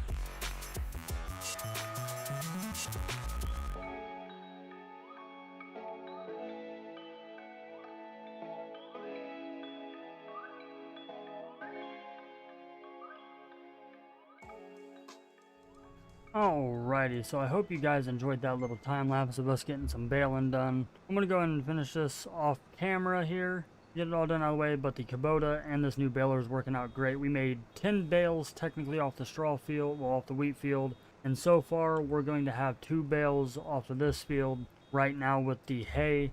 So I'm just gonna get in here, I'm gonna get all this baled up, and then we'll go check out our new field and see what it looks like, and then we'll probably call it there. Or I may see how long we are in the video, but this may end up being a short video because most of the video was just us buying equipment and talking to Nate and all that stuff up at the dealership. But yeah, let me get all this hay baled up, and we'll just go from there. I know we do got to feed our cattle this episode, though. I'm hoping we get our front loader arm and our attachments for it. So yeah, let me get this done, and we'll see what happens. Alrighty, everybody, so I did have all this recorded, and well, I went to put it into my editing software to finish up the video and realized that I didn't have any mic audio. I had game audio and all that stuff, but I did not have mic audio. So I'm just gonna go ahead and recap on what we done.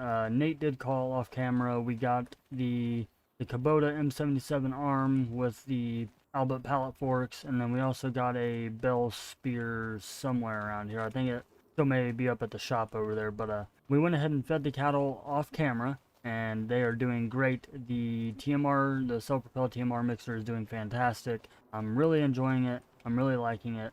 We got enough feed here and enough straw, which actually reminds me why we are on camera. What we need to do is we need to actually go into here. Let me hit the trigger, and we're just going to pull out 4 of those. And we're just going to use the pallet forks for now to pick up them bales of straw to go ahead and go put inside of the pen over there to where, well, they can have, you know, fresh bedding, some nice clean straw, and it also helps improve a few other things within their pasture. So I mean, yeah. But after this, the next thing that we got to get done on the farm, that's going to be next video, we're going to be chopping our cornfields for silage, because we could definitely use some. I don't think we'll fill up the entire harvester silo completely, but we'll definitely use the majority of that stuff. And also our grain mill is working. We haven't really produced very much, but we produced 1 pallet of flour, which is sitting over there at the grain mill right now. So, I mean, other than that, you guys, everything's coming together. We got new equipment. Granted, we got a lot of debt that we got to pay off, but at least we were able to get both these bales at one time, and then I'll come back and get the other 2 bales. Also, when I recorded the end of this video, I got the confirmation that I hit the first part of the YouTube partner program, which is amazing, you guys. I can't thank you all enough for that. As I was recording this, I submitted everything to them, and I'm waiting to find out if the levels for the memberships are okay, and if they're good to go. If so, then, well, the channel will have memberships, and probably by the time this video comes out, the channel will already be on memberships. With that being said, everybody, I'm gonna go and get these 2 bales put into the cow pasture, get the Kubota put back up in the shed. But if you guys do like this type of content, and you guys would like to see more of this series on the channel, please be sure to hit that like button, hit that subscribe button, turn that notification bell. And with that being said, everybody, I'll see you guys on the next one. Well, good morning, everybody, and it is September 1st here on the cattle farm, and we actually have to go up to the dealership and pick something up because, well, we got to chop silage. Well, we got to chop a corn to make silage, and we are going to do it in August, but it was raining all through that month. Huge shout out to G-Portal. Thank you for hosting today's video. And also, if you guys like this type of content, please be sure to hit that like button, hit that subscribe button, turn that notification bell to where you guys don't miss any future videos. And also, I am now a YouTube partner, so I do have memberships, super chats, and all that on the channel. So if you guys want to become a member of Cole Farms community, feel free to become a member. But yeah, so we got a lot to do, you guys. We got to get caught up to where these other guys can start, you know, doing their stuff, and, you know, also harvesting their beans and their corn and everything like that. And we still got beans that we got to get harvested too. It looks like Nate may be cutting some hay or grass for some reason. I don't know what he's doing. We're going to actually go up here to the store, well, up here to the dealership, and we're going to borrow their little dolly since there's nobody else on server right now but me. We're going to go up here to the dealership, borrow their dolly. We're going to go over to Nate's farm, and we're going to grab his Superior and dump trailer to where we can harvest where we can chop our corn for our silage for our cattle, where I don't have to keep playing the back and forth game with the tractor back into the little Meyer forage boxes or whatever they're called. But so we got to get chopping, and we might fill up the silo, and we might have a whole lot of corn left to be able to actually harvest and everything like that. But we definitely got to get this done where we can keep up on the feed for the cattle, to where we don't run out of that, because they're actually starting to grow. I think they're actually starting to produce some milk and everything like that. Let's actually go in here to the menu. Yeah, so their food, yeah, they're good on feed right now. We have 4,000 liters of milk, which is a good thing. Our beef, our Angus cattle are doing great. They're at 100% productivity. They're at 94% puberty. So hopefully here before too long, all these cattle will start being able to reproduce. And then once we get the money, we're actually going to build another cattle pen where we can get even more cattle, since this is a cattle farm. So I'm going to go over here to Nate's, and that is actually the dealership semi and their trailer. And we're actually going to go over here to Nate's and get his trailer, to where we can get that back down on the farm, to where I can just jump straight into it. I already looked over the chopper. Everything is good to go. All we got to do is just hook this stuff up to the chopper, get to the field, and start chopping some corn. So let me get over here, get this hooked up, get everything down in the field, and then I will see you guys after the time lapse. We'll just turn up the music. We'll get to chopping some silage. So yeah, I'll see you guys after the time lapse is done.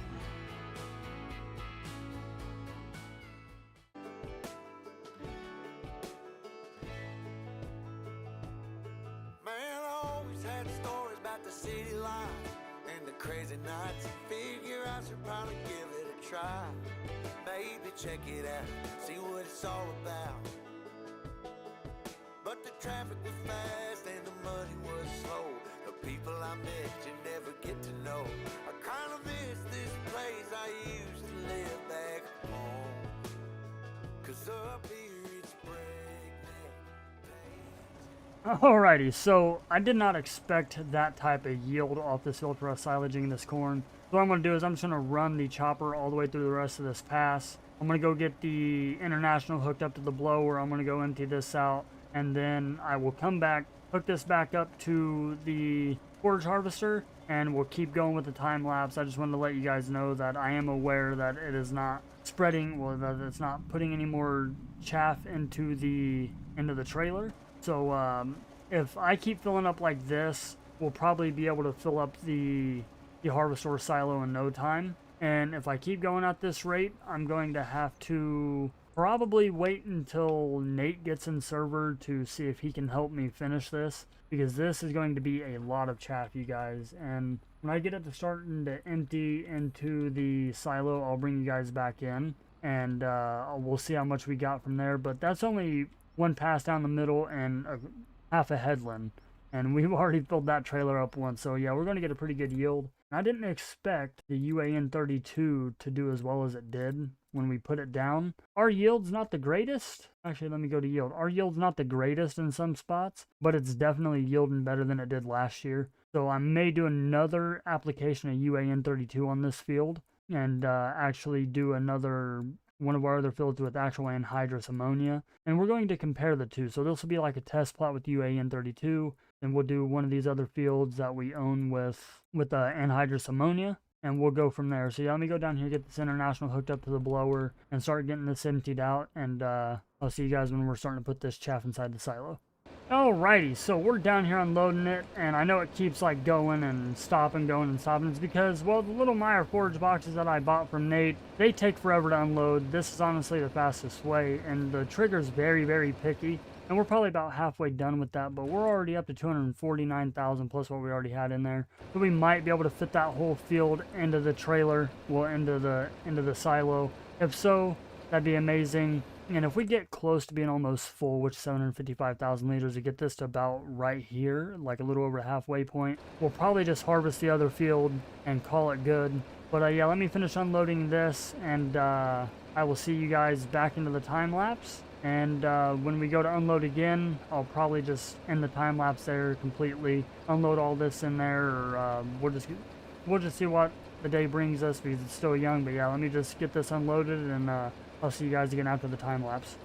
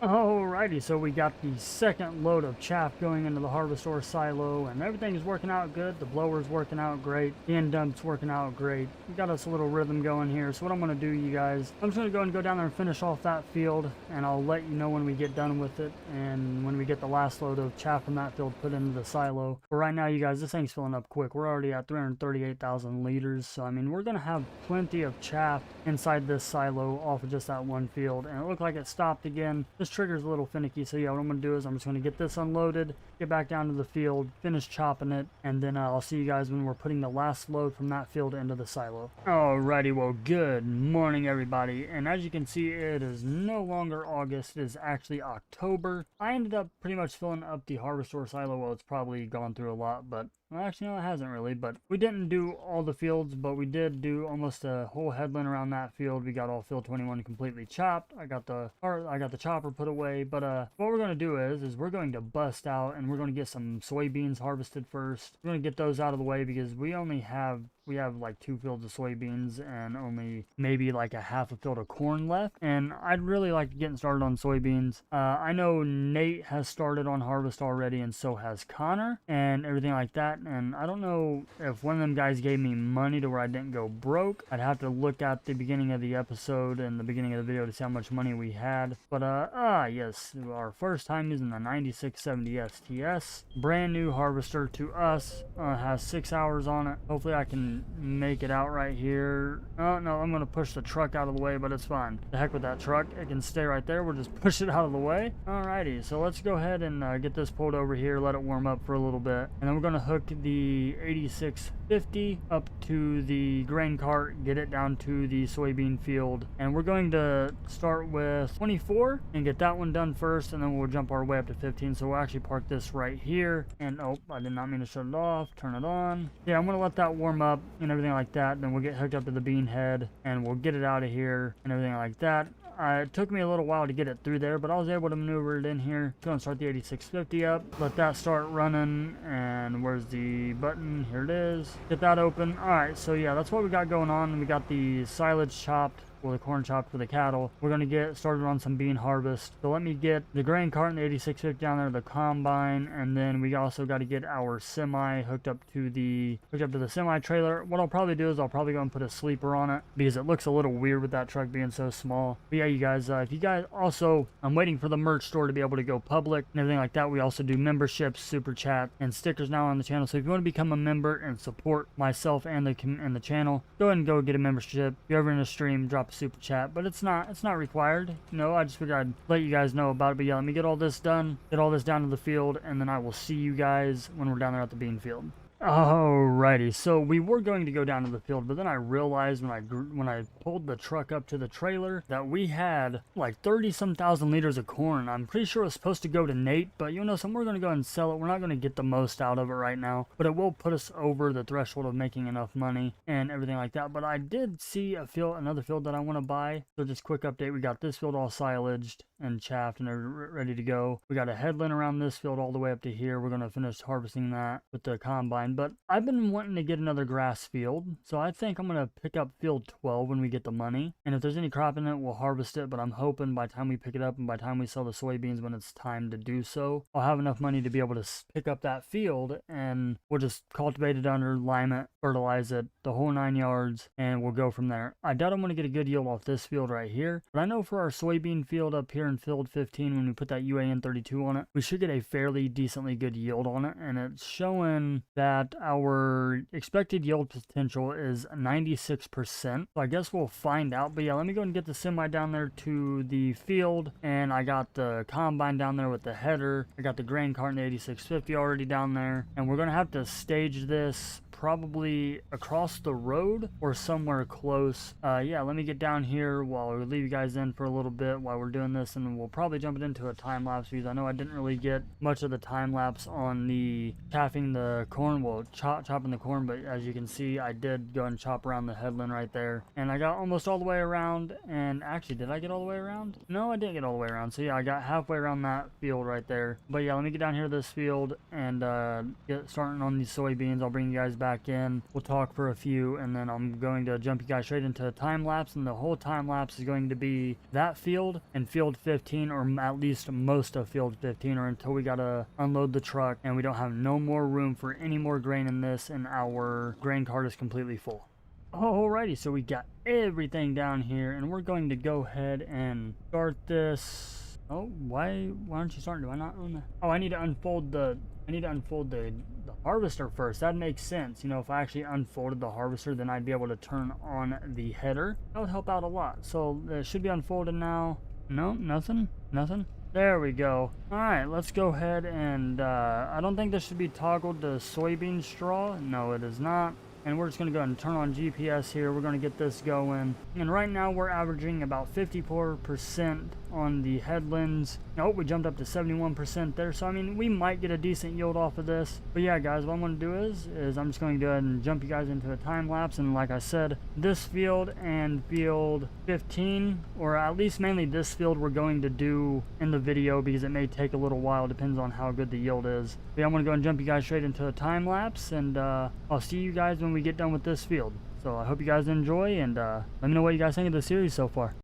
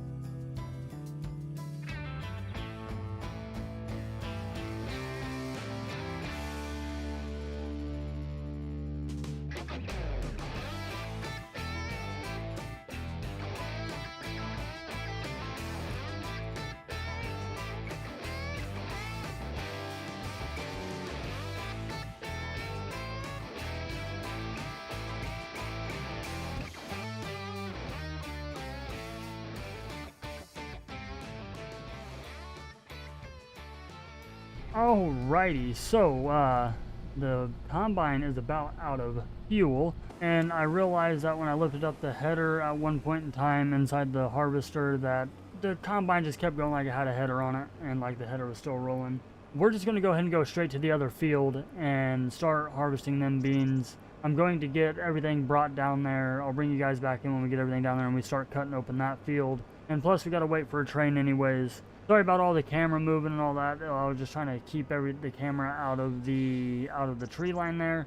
But yeah, so far that field didn't yield too bad.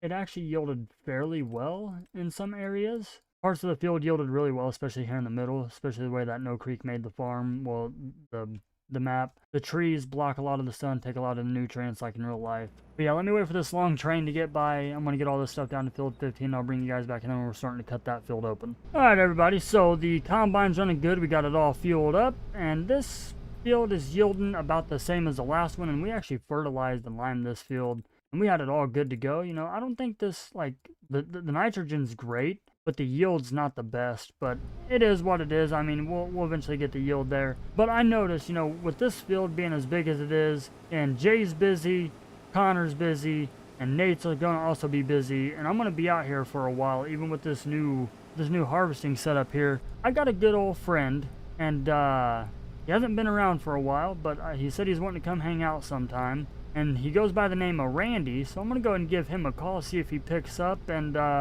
we'll just go from there.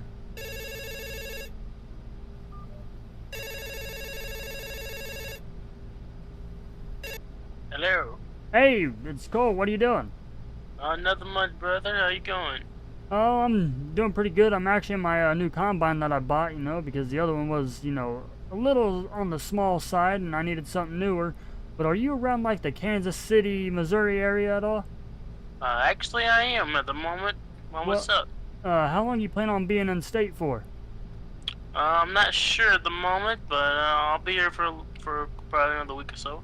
Well, you want to come down here, for the rest of that week, and come down here and help me harvest some soybeans and the rest of my corn? Definitely, man. Alrighty. I'll swing by sometime. Do what? Tomorrow, most likely. Okay. I'll swing by sometime tomorrow. Alrighty, man. Sounds good. Yeah, just give me a call, because I may be out in the field or I may not be at the farm. But yeah, just give me a call, and we'll get started on this stuff. Maybe I'll be nice and let you drive the combine or something. If you wreck it, though, you gotta buy it. Alright. I'm gonna be letting you drive $95,000. Alright, Yeah, buddy. I understand. Alright, buddy. I'll talk to you tomorrow. Yeah, catch you later, brother. Yep, see ya. Alrighty, so it looks like we got Randy on board. Randy is going, I'm surprised he's actually in the Missouri area. But hey, it is what it is. And, we're going to get him to come down here and help us. Our yield is kind of trash along this tree line. But, again, that's the realism of this map. This map is made by No Creek Farms. The link will be down in the description. I'm going to try to start putting all the links I can down in the description. That being said, everybody, if you guys are liking the cattle series, please be sure to let me know. If you guys like me mixing in a little bit of, actual harvesting in with the silage chopping and the grass and all that stuff, which reminds me I still got to get more hay cut, let me know, and I'll try to put a little bit more into it and everything like that. But again, this is just a cattle series. Also, down below, the merch store just dropped today. I can now do memberships, super chats, members only shorts, members only live streams, and videos. So if you don't want to miss any content like that, and you want to see members only stuff and get the perks for that, be sure to go become a member. There's 3 tiers, $1.99, $4.99, and $9.99. That being said, everybody, I appreciate you all for the love and support. I appreciate you guys watching the videos and giving me the feedback on the videos and streams.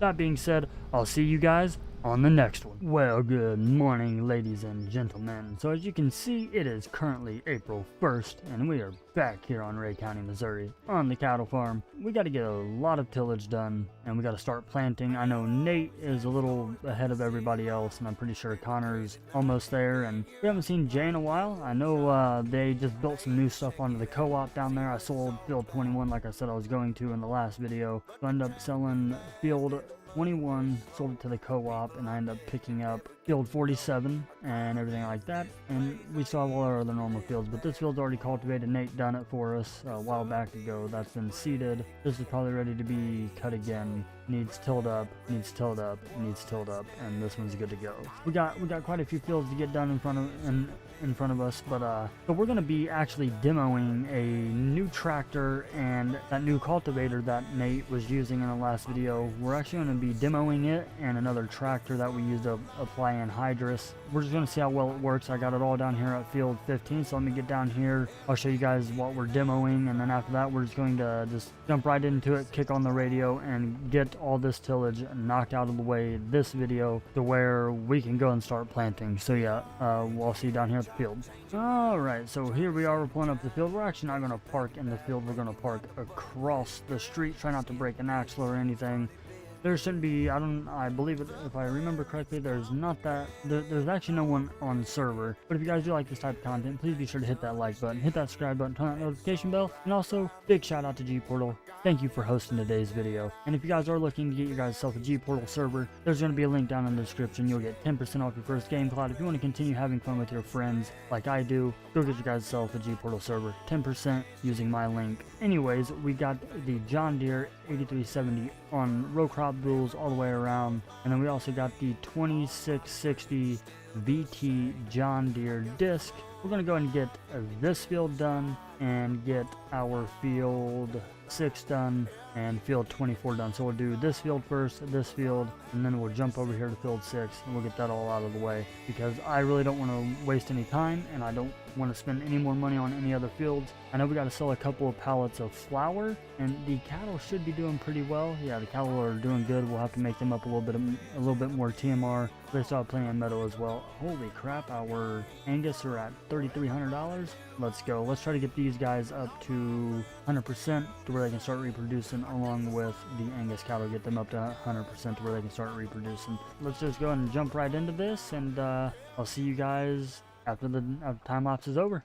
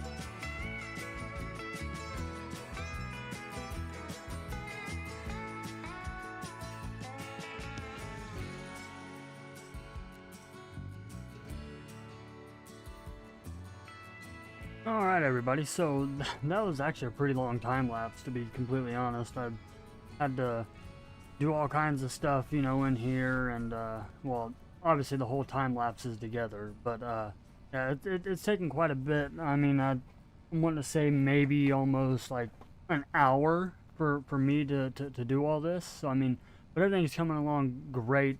Nate's in the server, Jay's in the server as well, which I'm gonna have to talk to him after we sell that stuff and everything like that. But I think I'm gonna talk to Nate about financing this setup, because I would love to have this setup. It would definitely benefit the farm. It's actually cut our cultivation time in half, if not by a lot, actually. Like this cultivation setup has cut our time drastically. I mean, granted, I'm still getting used to the GPS portion of it on this, you know, on this setup. But you guys, it's working out great. I mean, no complaints on my end. I'm loving it, so I'm definitely going to talk to Nate about trying to finance it from the dealership. But also, it looks like I just seen Jay pull out of where the dealership is. I mean, dealership, where the co-op is. Looked like he had his planter, his tractor, and everything was good to go for him. I think he's about to start planting, but we still got to lay anhydrous, lime, and then we can start planting. So I'll probably do the anhydrous a little bit off camera. I'll bring you guys in periodically to give you guys an update on everything. Yeah, after we get this done, though, we definitely got to go talk to Nate, because I know he's around, he's in server, so I mean, I definitely want to talk to him to see about how much it's going to cost to finance this and how much down payment's going to be. But after we get this done, my bad, I just hit my mic, I apologize on that. But I know we got to sell some of that flour, and then we're also going to sell our old cultivator to help bring us in a little bit more money. And as I said in the previous video, we're definitely going to have more money compared to when you guys, from last video to this video, because we sold a bunch of stuff throughout the winter. We sold almost all of our corn, I believe, and even the silage bales that we had, and a couple of other pallets of flour. Everything is looking great. Everything is going good. We're in year 3, so we're definitely going to have to start trying to make some more money, getting money going good, and to where we can start paying off this debt. Because like I said, you guys, in the very beginning, we have $1 million debt on the farm, and then on top of that, we have an additional $257,106 left to pay on this loan. And I really would like to get enough money to be able to pay this loan off entirely and pay enough on the loan on the farm. The cattle will definitely help out. We have 8,000 liters of milk, which is going to help out a little bit, but not a whole lot. But that's our silage, which is inside of our harvestor silo. And if we have to sell some of that, we will. I guess I still got a bunch of grass bales. They're only worth $2,000, but we'll sell them anyways just to get rid of them. We got $6,000 in flour. We'll definitely sell all that. And then the slurry, if we can get a slurry tank, we might end up selling all our slurry. So it looks like I got a game plan going on. So what I'm going to do is I'm going to load up them flour pallets onto the gooseneck. I got to get the fiance to give me a ride back down to the other field 15, to get the pickup. We'll load all that up. We'll take it in to sell. We will also go talk to Nate to let him know what we think about this setup, and to see how much it's going to be to finance this bad boy. And we'll put a down payment down on it, because this is a really nice setup, you guys. I really enjoy it. Definitely benefit the farm. All the other equipment that we have is going to stay here, except for the little cultivator. We're actually going to sell the little cultivator. So yeah, let me just get a hold of the fiance, go in here, talk to her, tell her I need to ride down to the other field over there to get the pickup. We'll come back here, hook up the gooseneck, load that stuff up, and we'll just go and load that up over there, take that in, sell it. We might even be able to fit it in the back of the pickup. Just put it in there, go sell it, come back, grab one of the other tractors after we talk to Nate, load up the grass bales, sell those, try to find a slurry tank, and sell all the slurry that we have. Yeah, let me get all this done, and then we'll go talk to Jay about getting an anhydrous bar, or we'll see if Nate will let us borrow his anhydrous bar. Alrighty, well, welcome back in, everybody, and Nate is finally available, and so is Jay, so that's a good thing. We just came down here to check on our grass field, and you guys may be wondering, Cole, one, where'd you get all the money? What's going on the left side of your screen? Well, so I had an epiphany, okay? I thought it was a very good business opportunity for me, and I'm kind of starting to regret it. So we're clearing out all these trees, and the reason why I'm doing it off camera is because my Start From Scratch series, a bunch of logging, you guys seen it dozens of times, I'm not going to bore you with it. But we got this bad boy loaded down to the max. We've already taken in all the flour. We got like $8,000 off the flour. We got almost $30,000 off the first trailer load of wood. We also had to buy this attachment, the Albert log grabber thingy, and I might end up having to get a back weight for this because, well, that little piece is heavy. I've already tried picking it up and it doesn't work. So that's what's going on here. We're going to get all these cleared out. We're going to get the grass all cut, baled up, probably into silage bales again, sell those. We're going to bring in the cultivator if we're able to get it from Nate at a good price. And we're going to come in here and we're going to cultivate all this under. I'll soften it up a little bit more up here. I'll do some little terraforming and all that just to make it look a little bit better. That's kind of what I did over here, but there's still going to be a hill. So yeah, we're just going to go ahead and jump in the pickup truck here. What is going on? Let me in my pickup. And we're just going to go ahead and go up here to the biogas plant where the old little butcher was that I went ahead and replaced it, put a biogas heating plant there. We're going to go up there. We're going to get all this sold, and then we got to meet. I think Nate is up at his farm. If he's not at his farm, luckily we're driving by the dealership, so we'll be able to see him there. But yeah, let me get up here to the biogas heating plant where we can sell this load of wood, and then we'll go talk to Nate. Alright, so we are here at the biomass heating plant, and unfortunately, the way I placed it, this was the only way that I could place it, just because the way the fences were, and the stone wall, and everything like that, and I could not get them things to delete for the life of me, to where I could replace them. So we're just gonna make do with what we have. Let's go and go out here. Oh, another 15 grand. We actually got less money on that load than we did the last load, which is fine. But also, oh, there's a log stuck to our trailer. Unstrap that bad boy and see if we can't get it off. We should be able to, yeah, we should be able to pick this one up without super strength. Alright, perfect. Another $173 for that piece plus a $15 environmental score when I didn't even do anything to these trees. But yeah, let me get over here. I know we're right here at the co-op, but I don't know where Jay's at. It looks like he might be at the co-op. But let me go up here and speak to Nate real quick and get all this tractor stuff sorted out. And then we'll come down here and we'll talk to Jay. Hey, whoa, whoa, whoa, whoa, whoa. Hey, stop it. Hey, stop that thing. We gotta talk. So, you remember that demo you were letting me use, right? Mm-hmm. How much do you want for it? Was it the old 8R series or was it the newer? I think it was, I'm wanting to say like 2016-ish. It was, I'm wanting to, it's not the one that I used, that you let me use last year. It was the other one that you guys had up here on the lot that had the duals in the front and the duals in the rear. I think it was, I'm going to say like 8365 or something like that. I'm going to go out to the office and see if I can find it in the paperwork. Alrighty, sounds good. Oh, we got to buy us a little side-by-side, you guys. But we can't be spending no more money. We got to keep our money. So we're going to wait for Nate, figure out what he's doing with the paperwork or see if he found it, and then see if we can't wiggle the price around a little bit, see if see what he wants for it and everything like that. And after that, we got to get back to the farm. I got to talk to him about getting his anhydrous bar where we can finish anhydrusing our fields. Then after that, we can start our planting. So yeah, let me just wait for Nate and we'll go from there. Ooh, it even comes with a little hitch on the back. Would you like to buy one? I don't have the money, but I would like to buy that tractor and that cultivator you so graciously let me demo. Actually, I'd like to finance it. Not buy it outright, but I want to finance it because you took all my money last time. We can get you into this one for 10 grand. I don't want a Kubota. I want the tractor and the disc, the 2660 VT. Okay?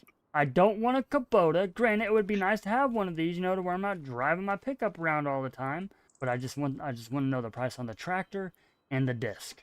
And how much I got to put down as a down payment to keep it at my farm. Total is 200. Ooh. Okay, how much is the down payment to finance it? 15?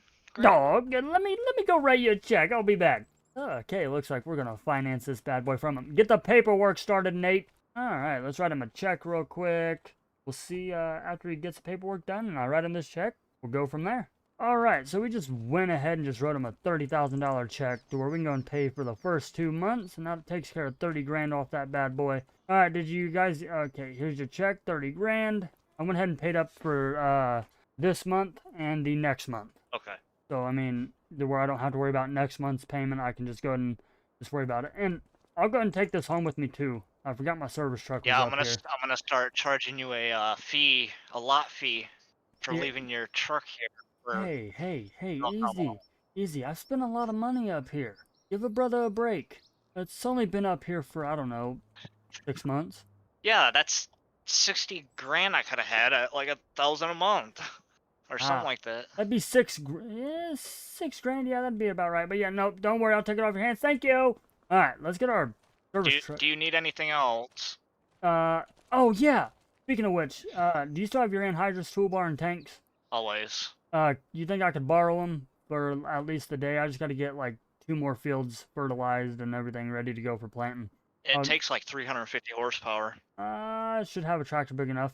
All right, well, you know where my farm is. All right, appreciate it. Thank you. All right, guys, let's go and get the service truck loaded up, get it back down to the farm, and then I'm going to drive one of my tractors down to Nate's farm, grab his anhydrous toolbar set up, and everything like that. It looks like he might be going to the co-op. So yeah, let me just get all this put up there at the farm, and then go down to his farm, grab that. I'm going to finish all this anhydrous off camera, and then on top of that, I'll probably take some more of them trees out, and then we'll wrap the video up with us going to talk to Jay about getting seed and everything like that, because I'm pretty sure I still have credit. I think Nate ended up helping me out and gave me some credit onto the co-op where we didn't really have to pay for seed.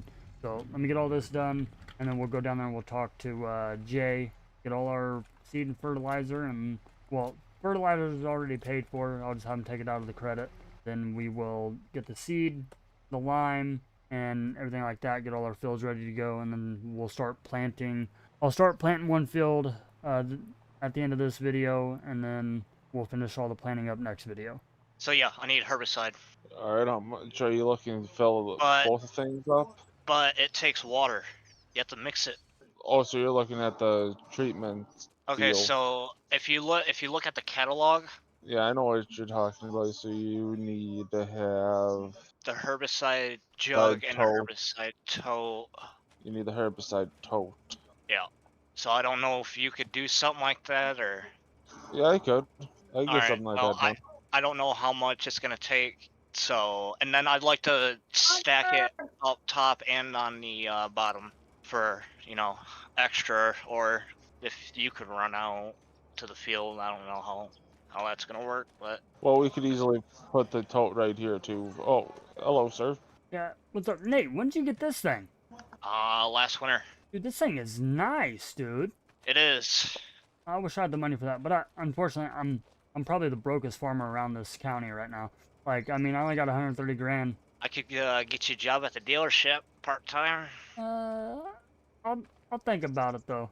I'll definitely think about it, because I could probably definitely use the extra income. What you needing? Are you getting herbicide or something, or? Yeah. Okay. But I gotta get the, herbicide tote. Oh. Shenanigans. Oh, okay, yeah, so you gotta get the like, the ICB tanks or whatever they are for it. Yeah, I gotta fill that big container thing up, and then I want to set, 2 totes up here, and then 2 totes down at the bottom. Nice. Looks like you got yourself a good setup. You mind if I talk to Jay just for one quick second? Yeah, go ahead. Hey, Jay, so, I need to grab some seed and some lime. Nate was telling me the other day that I had, I guess, like 45 grand in credit. Yeah, you do. Could I got get it all up in the office up over there. Okay, yeah. Could I get like 5 pallets of seed to start out with, and maybe 10 bags of lime? And also, could you deliver that down to my farm, because I got to scram, dude. I got a lot to do today, and I'm already behind Nate, Connor. Heck, I'm even behind you right now.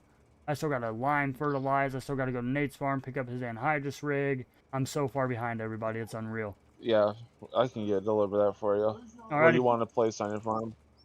Just place it. As soon as you pull in the farm right there, you'll see the fence and the building off to your right. You can just unload it right there in that grass area, and I'll just put it where I need it. Okay. Alright, appreciate it. Thank you. You said 5 bags of 5 pallets of seed, right? Yep, 5 pallets of seed and 10 bags of lime. Yes, sir. Alright. Alright, appreciate it. Thank you. Yep. Alright, looks like we've got our seed and our lime. Let's get back down to the farm and get some more of this stuff done off camera, and I'll see you guys when we're about to start planting. Alrighty, well, welcome back in, everybody. So it's been a little while end game. As you can see, it is currently almost 5 o'clock, and we've already made up 1 load of TMR off camera. We're going to go and load up another thing of TMR here for the cattle. We're going to get this put into the cattle pen over there and get them all fed and taken care of. And I don't know if you guys can tell from the beginning of the video to now, I may sound a little different. I think I'm coming down with something. I haven't felt really good the last couple of days because it's taken me a few days to record this episode. But yeah, I just haven't felt good at all. I don't know what's going on, but I still got to keep doing what I'm doing. I still got to keep getting this content out to you guys. I don't feel that bad to where I can't do any of this right now. So let's hope it doesn't get to that point. I'm not feeling too bad, but I am feeling a little under the weather. My throat's a little scratchy. I have a little bit of a cough, but yeah, we still got to get this done. I still got other things to do. I still got to do my actual job. You know, I still got to go to work. Get back to this. Yeah, we're just making up a load of TMR. Like I said, we've already made up one load. And this is roughly, I think it said about 30,000 liters is how much this is. I have mineral feed. I don't know if the mineral feed goes in here like it did in FS25, but I guess we'll find out eventually. I got a whole trailer load of it. I know I told Jay that I needed lime and seed. We got all the seeds ready to go. All that's on the trailer. We got the pallets of seeds over there. We went ahead and went with the pro boxes. And then we got like 8 or 9 pallets of mineral feed. And I got to figure out how to use that again on here. But other than that, you guys, we got the 4440 all hooked up, cleaned up, all hooked up to the planter. We've already went over the planter. Everything's set, ready to go. Everything's switched over to corn. Well, over to, I think we're gonna start with our soybeans first. We'll get all our soybeans planted, and then we'll switch it over to corn. But yeah, everything's greased up, fueled up, ready to go. So tomorrow, April 2nd, we're gonna start busting out some planting. Let's go and go over here to this and get this all taken care of and get these cattle fed. And then I gotta show you guys one other thing that I've done off camera, and I meant to record it, but I couldn't because my 1-year-old was in the room and he was being a little pain in the butt. So I just went ahead and done it off camera, but I'll keep you guys updated and I'll show you guys what we did, or what I did off camera. We'll wrap up the video there. So let's go and feed these guys their TMR, even though I know they have plenty of pasture ground out there, but I'd rather keep them stocked up and ready to go. Everything's good to go. 8,709 liters of milk. Their straw's looking pretty good. Their feed's looking good. So, I mean, they're all looking great. They're about almost 100% to where they can start reproducing. How many liters of... So, yeah, we're going to have a little over, possibly a little over 60,000 liters of total feed in here altogether. And we have 53,503 liters of total mixed ration. And it's going to keep climbing, plus the 8,764 liters of hay, plus the meadow grass. Oh, that's good, but we're just going to go and stay in the feed truck here. And so if you remember earlier in the episode when I was cutting out all them trees and everything, I don't know if I brought you guys back in when we had this much money, but I did have to lease a bell wrapper because I went ahead and cut all this off camera and got it all belled and wrapped up ready to go. But if you remember, I said I was going to plow all this in, well, cultivate it all in, which I did. And this thing looks amazing. It's definitely a bigger field. I'm still debating on what I want to put in here, but let's go ahead and go into this, and we'll just take an overview look at it. So there's the whole field. You can tell where all the trees were, which were right here, but that added a decent bit of a field right there. So I'm debating whether or not to plant this back into grass or put something else in here, and then picking up possibly either field 20 or field 12 and just use that as hay ground, silage ground, everything like that. And as you guys seen, the wrapper that I leased was, well, that I rented from the dealership, was the same one we used in the stream last week. And so we got what, 1 2 3 4 5 6 7 8 9 10 11 12 13 silage bales ready to go. They're 27% fermented. We'll have those to sell on top of some other stuff, hopefully the flour. But yeah, you guys, I'm just going to get this feed truck back down to the farm, get it put back where it needs to go inside, relax for the day, eat some dinner, get some stuff done on the computer, and then hit the hay early because, well, we got a pretty long day ahead of us tomorrow, and we got a lot of ground to get planted. That being said, everybody, if you guys do like this type of content, please be sure to hit that like button, hit that subscribe button, turn that notification bell so you guys don't miss any future videos and or streams. Be sure to check out all the links down below. It really does help support the channel. If you guys do want to become a member, also feel free. There's 3 different tiers: $1.99, $4.99, and $9.99. You guys don't have to do it, but if you guys want to continue to support me in any way you possibly can, you guys are more than welcome to. But you guys just being here, watching the videos, commenting, and showing that you guys are watching the content is as much motivation as I need. But the other stuff's just a little extra boost.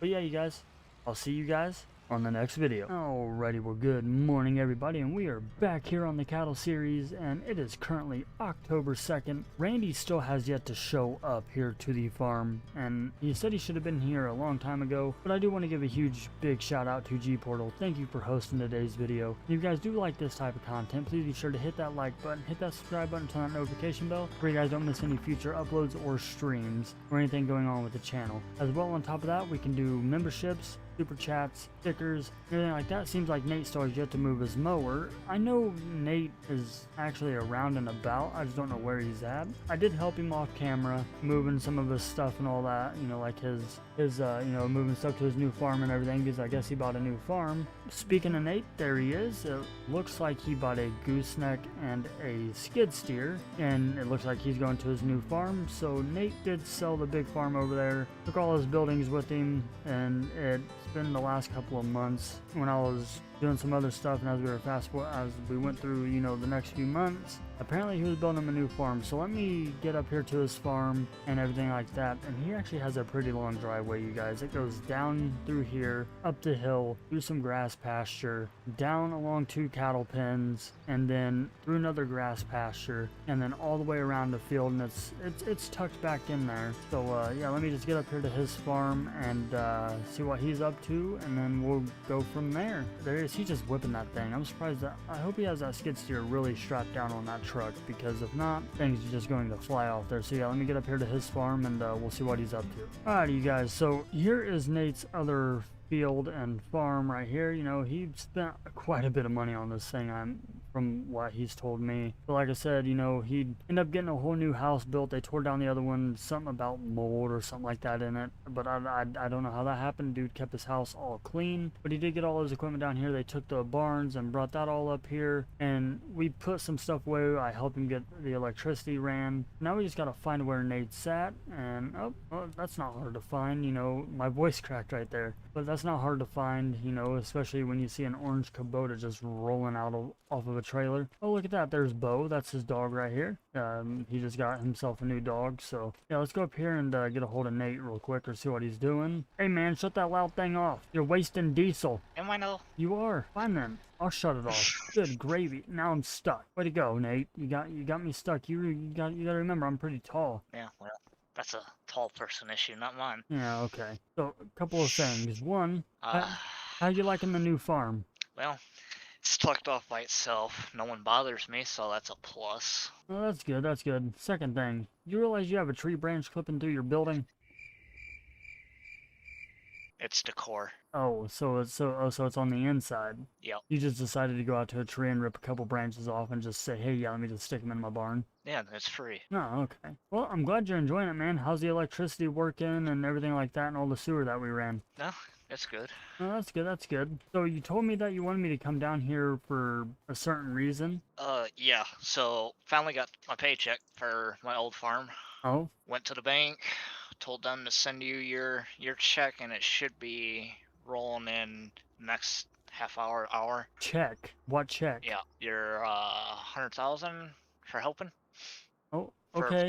electricity. Okay, well that was very generous of you. Thank you. Yeah, dealership gave me a raise too, so. Oh, well look at you, big money baller. Alright, man. Well, I appreciate it. If you need any more help with anything, just let me know. But I gotta get to boogieing, man. It's already October 2nd. I still got beans in the field. And with that money, once I receive it, I'm actually going to be buying another field. And I'm pretty sure it's one up by my farm, down like right across the street from my grass field. It has soybeans in it too. And if I can get Randy here, he's supposed to be here already, but I don't know where he's at. But if you're not doing too much and he can't make it, do you mind coming down running grain cart and truck for me and helping me get all these soybeans off these fields and this corn? Yeah, I don't mind. Where's this new field at, if you don't mind me asking? Well, if you here, let's just look at my PDA here on my phone real quick. So if you go up by field 8, it's literally right across the street. It's field 2. Okay, so sector 2.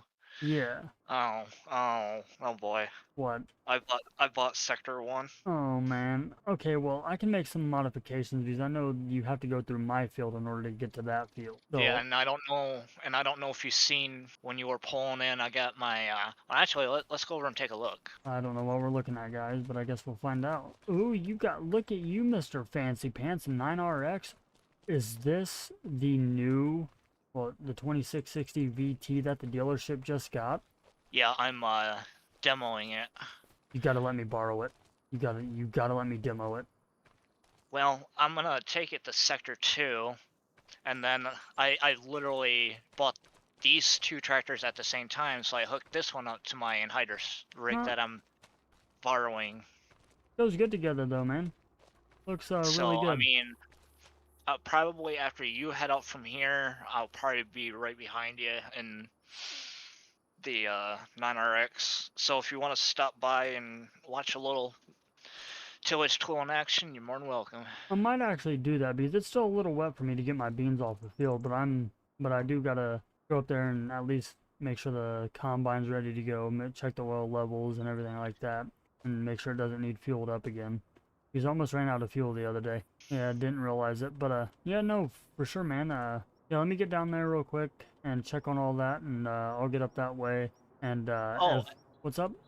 I'm gonna stop by your farm, like probably like another week and a half, cause I know you passed the cattle pastures on your way up. Yeah, yes, I did. I'm gonna be starting cattle and then water buffalo. But I'm gonna come down and watch how you do your cattle and whatnot, because I really don't know, too much. All right, nope, sounds good, man. So... Actually, I'll be having to feed the cattle probably here in the next day or so. If you're not too busy, you can come down there after that as well, or after we get the soybeans done and the corn done and everything, since we'll be like right there almost. Yeah, I'll probably be down there man. anyway, so. Well, that sounds good, but yeah, I gotta get to Boogie in. I gotta go get all this stuff checked out, and hopefully about 10 o'clock, the sun's out and shining, birds are chirping, so hopefully about 10 or a little after I can start cutting into that soybean field again. Alright, yeah, sounds good. I'll be right behind you. Alright, man, sounds good. Appreciate it. Yep. Alrighty, guys. Well, I did not expect to be getting 100 grand from Nate and for helping him, but this is a nice farm layout, you guys. This is really nice farm layout. So, little backstory. For RP aspects of things, Nate needed help, and I built this farm for him, and I think it looked really well. Let me know what you guys think down in the comments below if you like the farm setup, if it's simplistic, easy to navigate. But yeah, let me get back down here to the field and check on the combine, make sure everything's good to go on that, and then hopefully about 10 o'clock-ish rolls around, we'll be able to get into the field, get the soybeans harvested, and hopefully by the time we get down there to that field to be able to do all that, that 100 grand will hit our account and we can get the field that we want to. And Sector 2, I'm going to have to do a little bit of modifications to get him back to his field, so I'm going to have to sacrifice whatever little bit of crop is in that area right there to be able to get him to his field. So yeah, let me get down here to this field, get this done, and hopefully I'll see you guys when Randy gets here. And if Randy doesn't end up showing up, then it looks like Nate will be helping us do some soybeans and corn. Alright everybody, so I just got through looking over the harvester, and the fuel level's good, oil's looking good, everything is looking good on that, hydraulic lines are all good to go, and the chopping knives on the header are looking good. So I mean, we didn't have to, I think we only had to replace a couple of them and everything like that, but I'm not going to be able to get into the field right now because the beans are still a little wet, they're not as dry. So what I'm going to do is I'm going to go ahead and jump into pickup here. And Nate said that he's down at Sector 1, I believe is what he said. And I'm hoping that 100 grand comes through soon, you guys, because Sector 2 I really want to buy. I can get another field going, and after we harvest whatever's in that field, I'm going to harvest it out of there, and then I'm thinking about turning that field into another grass field. Nate said about a half hour, so I mean, it still is a little after 9 and everything like that. So I mean, well, it's actually 9 o'clock now, so the money should be here by now. I don't know if something happened with the, oh, well, there it is. I was about to say maybe something happened with the wire transfer, but I guess not. So we're just actually going to pull over here to the side of the field, well, the road real quick, So this field right here, Sector 2, is $96,018. We're going to go and pick that up because, well, one, it has soybeans in it. That'll give us more money. How much would it be to purchase the soil information from the lab? 1,700 bucks, we'll do that. We'll see what everything is like on that field. Okay, pH could be better. Nitrogen is horrible, and our yield is not very good. So that's going to be a expected yield potential 94%.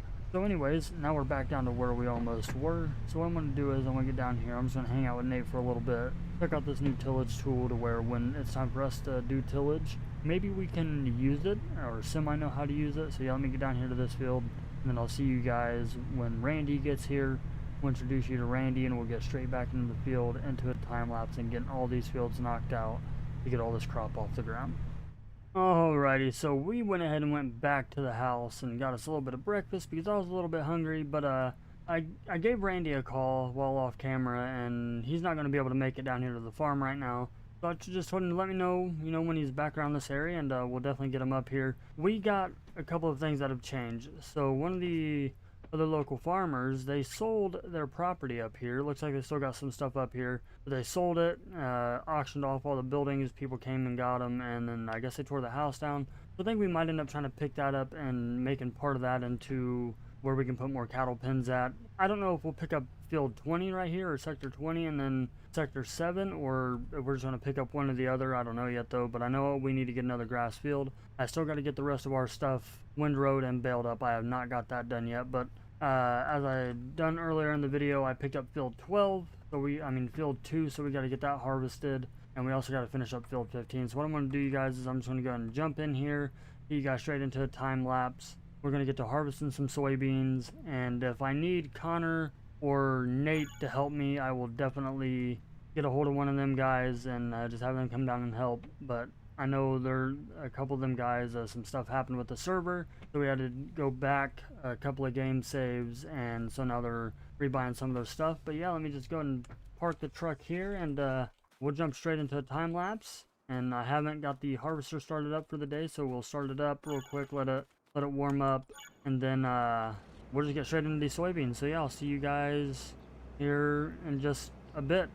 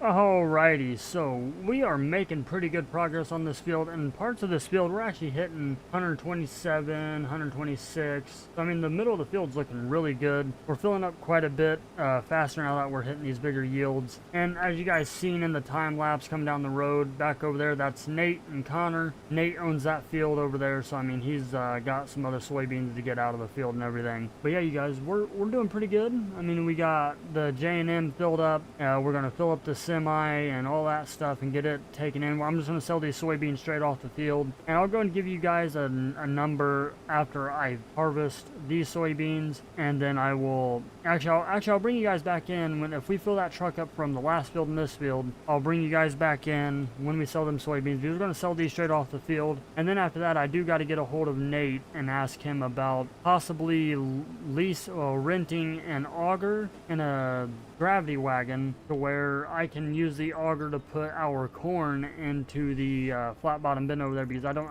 yet have an auger, and I would like to keep that corn just in case I need to be able to, you know, sell something or get money through the winter time. I have that. But other than that, you guys, our nitrogen's pretty good in this field. It's 210 because of the soybean. So all we'll do is we'll probably just lime it. And then, can we actually seed wheat or anything right now? We can seed barley. So October's our last time to seed barley. We're going to seed barley in this field to where we can get some more straw out of it. I know I missed that little piece right there because in the time lapse I was going to go diagonal, but I decided to switch it up in the GPS and go straight. But yeah, I'm just going to go and just continue getting this field knocked out, get the truck filled up as much as possible, and if the truck's still not filled up by the time we go to the next field, I'll bring you guys back in when we start to harvest the other field, which is field 2. I'll leave you guys in for a little bit on that, and then we'll go sell the grain, and then we'll see what else we have to do today on the farm. So yeah, let me get this done. I'll see you guys here in just a bit. Alrighty, so it's been quite some time. I know time hasn't moved in game. We do that for recording purposes, but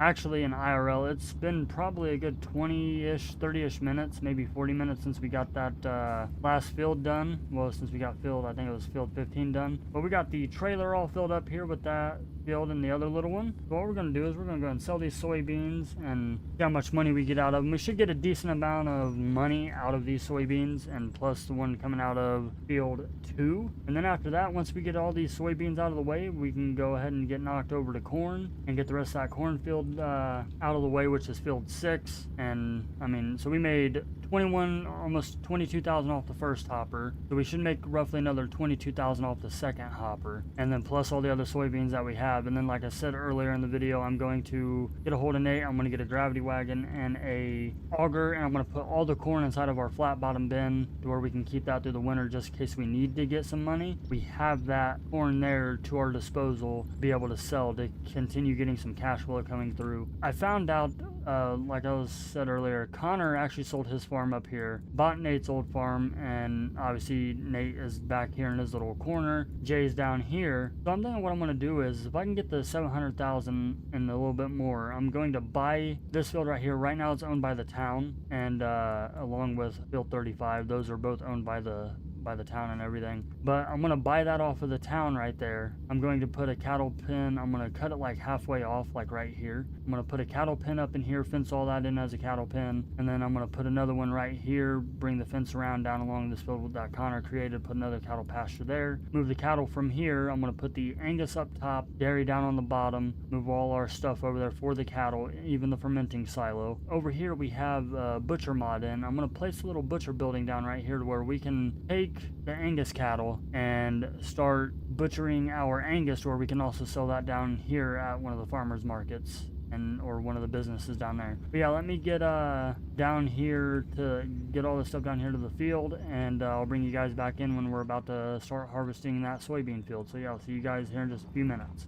Alright, so we got everything down here at the field. We actually hired one of the local boys around here to go and jump in the combine. I showed him how to work everything, and everything's going good like that. He's getting that field harvested for us, but we also got to get this grass rode up to where we can go and make at least some silage bales as well, to be able to get us a little extra money in our pockets for when we need it, or if any of the other fellas need any of it, we can give it to them as well. But I mean, you guys, everything's working really well right now. I mean, we got soybeans coming in. Oh, help if I actually put the rake down in the proper time. Maybe if I was on the right implement, I'd be able to raise it up and lower it and everything like that. But yeah, I mean, everything is going good. We just got that one field of soybeans left to do. We got the cornfield left to do, and we also got to get this raked and all baled up. And I mean, this field yielded okay. That wasn't the best yielding field that we have ever had. And actually, speaking of animals, the cattle are doing pretty good. They still got the meadow grass, but I like to keep them stocked up on some total mixed ration right there because, well, they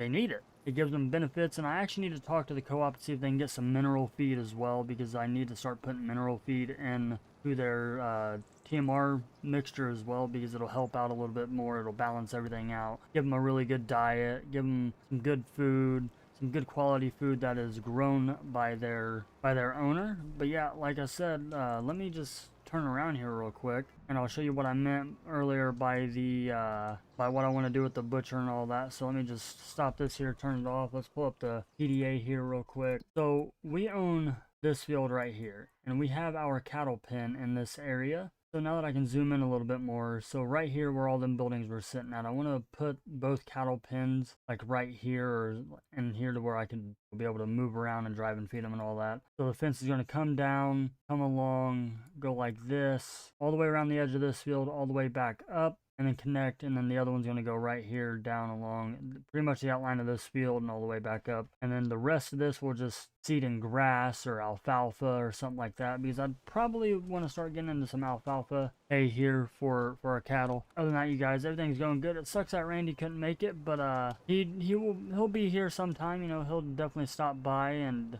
everything like that. I think he said he had to go help our buddy Johnny with something, and I told him, I was like, well, next time that you are around this way and if Johnny wants to come, bring him with you and you guys come down here and help me on the farm and everything like that. So I think what I'm going to do, you guys, is this might be a shorter episode. I'm not too sure yet though, but I'm going to get this all windrowed, get all this done, and then I'll bring you guys back in when we're about to finish that last field. There's Connor joining the server, but we'll finish the soybean field. I'll probably go ahead and get the cornfield knocked out, or I'll leave it for the next episode. But I know these other guys, they're pretty much done with everything, and they would probably like to go ahead and go to probably next planting season. But we also got to get wheat seeded, so I think next episode we're going to seed our barley in one of the fields, or I might actually seed the barley off camera. So yeah, let me get some of that, let me get all this windrowed. Then when that's about done and we're going to go sell those soybeans, I'll bring you guys back in and we'll probably wrap up the video there. So yeah, I'll see you guys here in just a little bit. Alrighty, what is up everybody? So it's been a little while since we've been in here.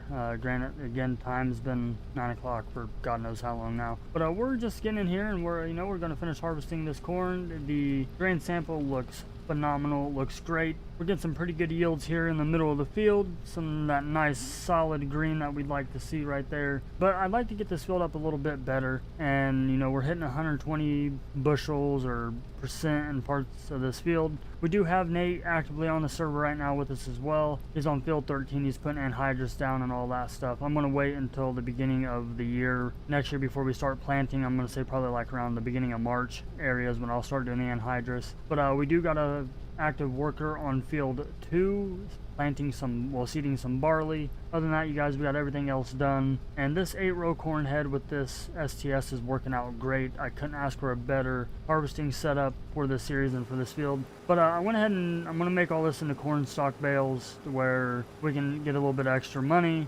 and everything like that, because we're definitely going to need it to where we can start paying stuff back. The flour mill is still going great. It's still going strong, so everything's going good there. The silage bunker, well, the harvestor silo is doing phenomenal as well, and everything overall is just going good.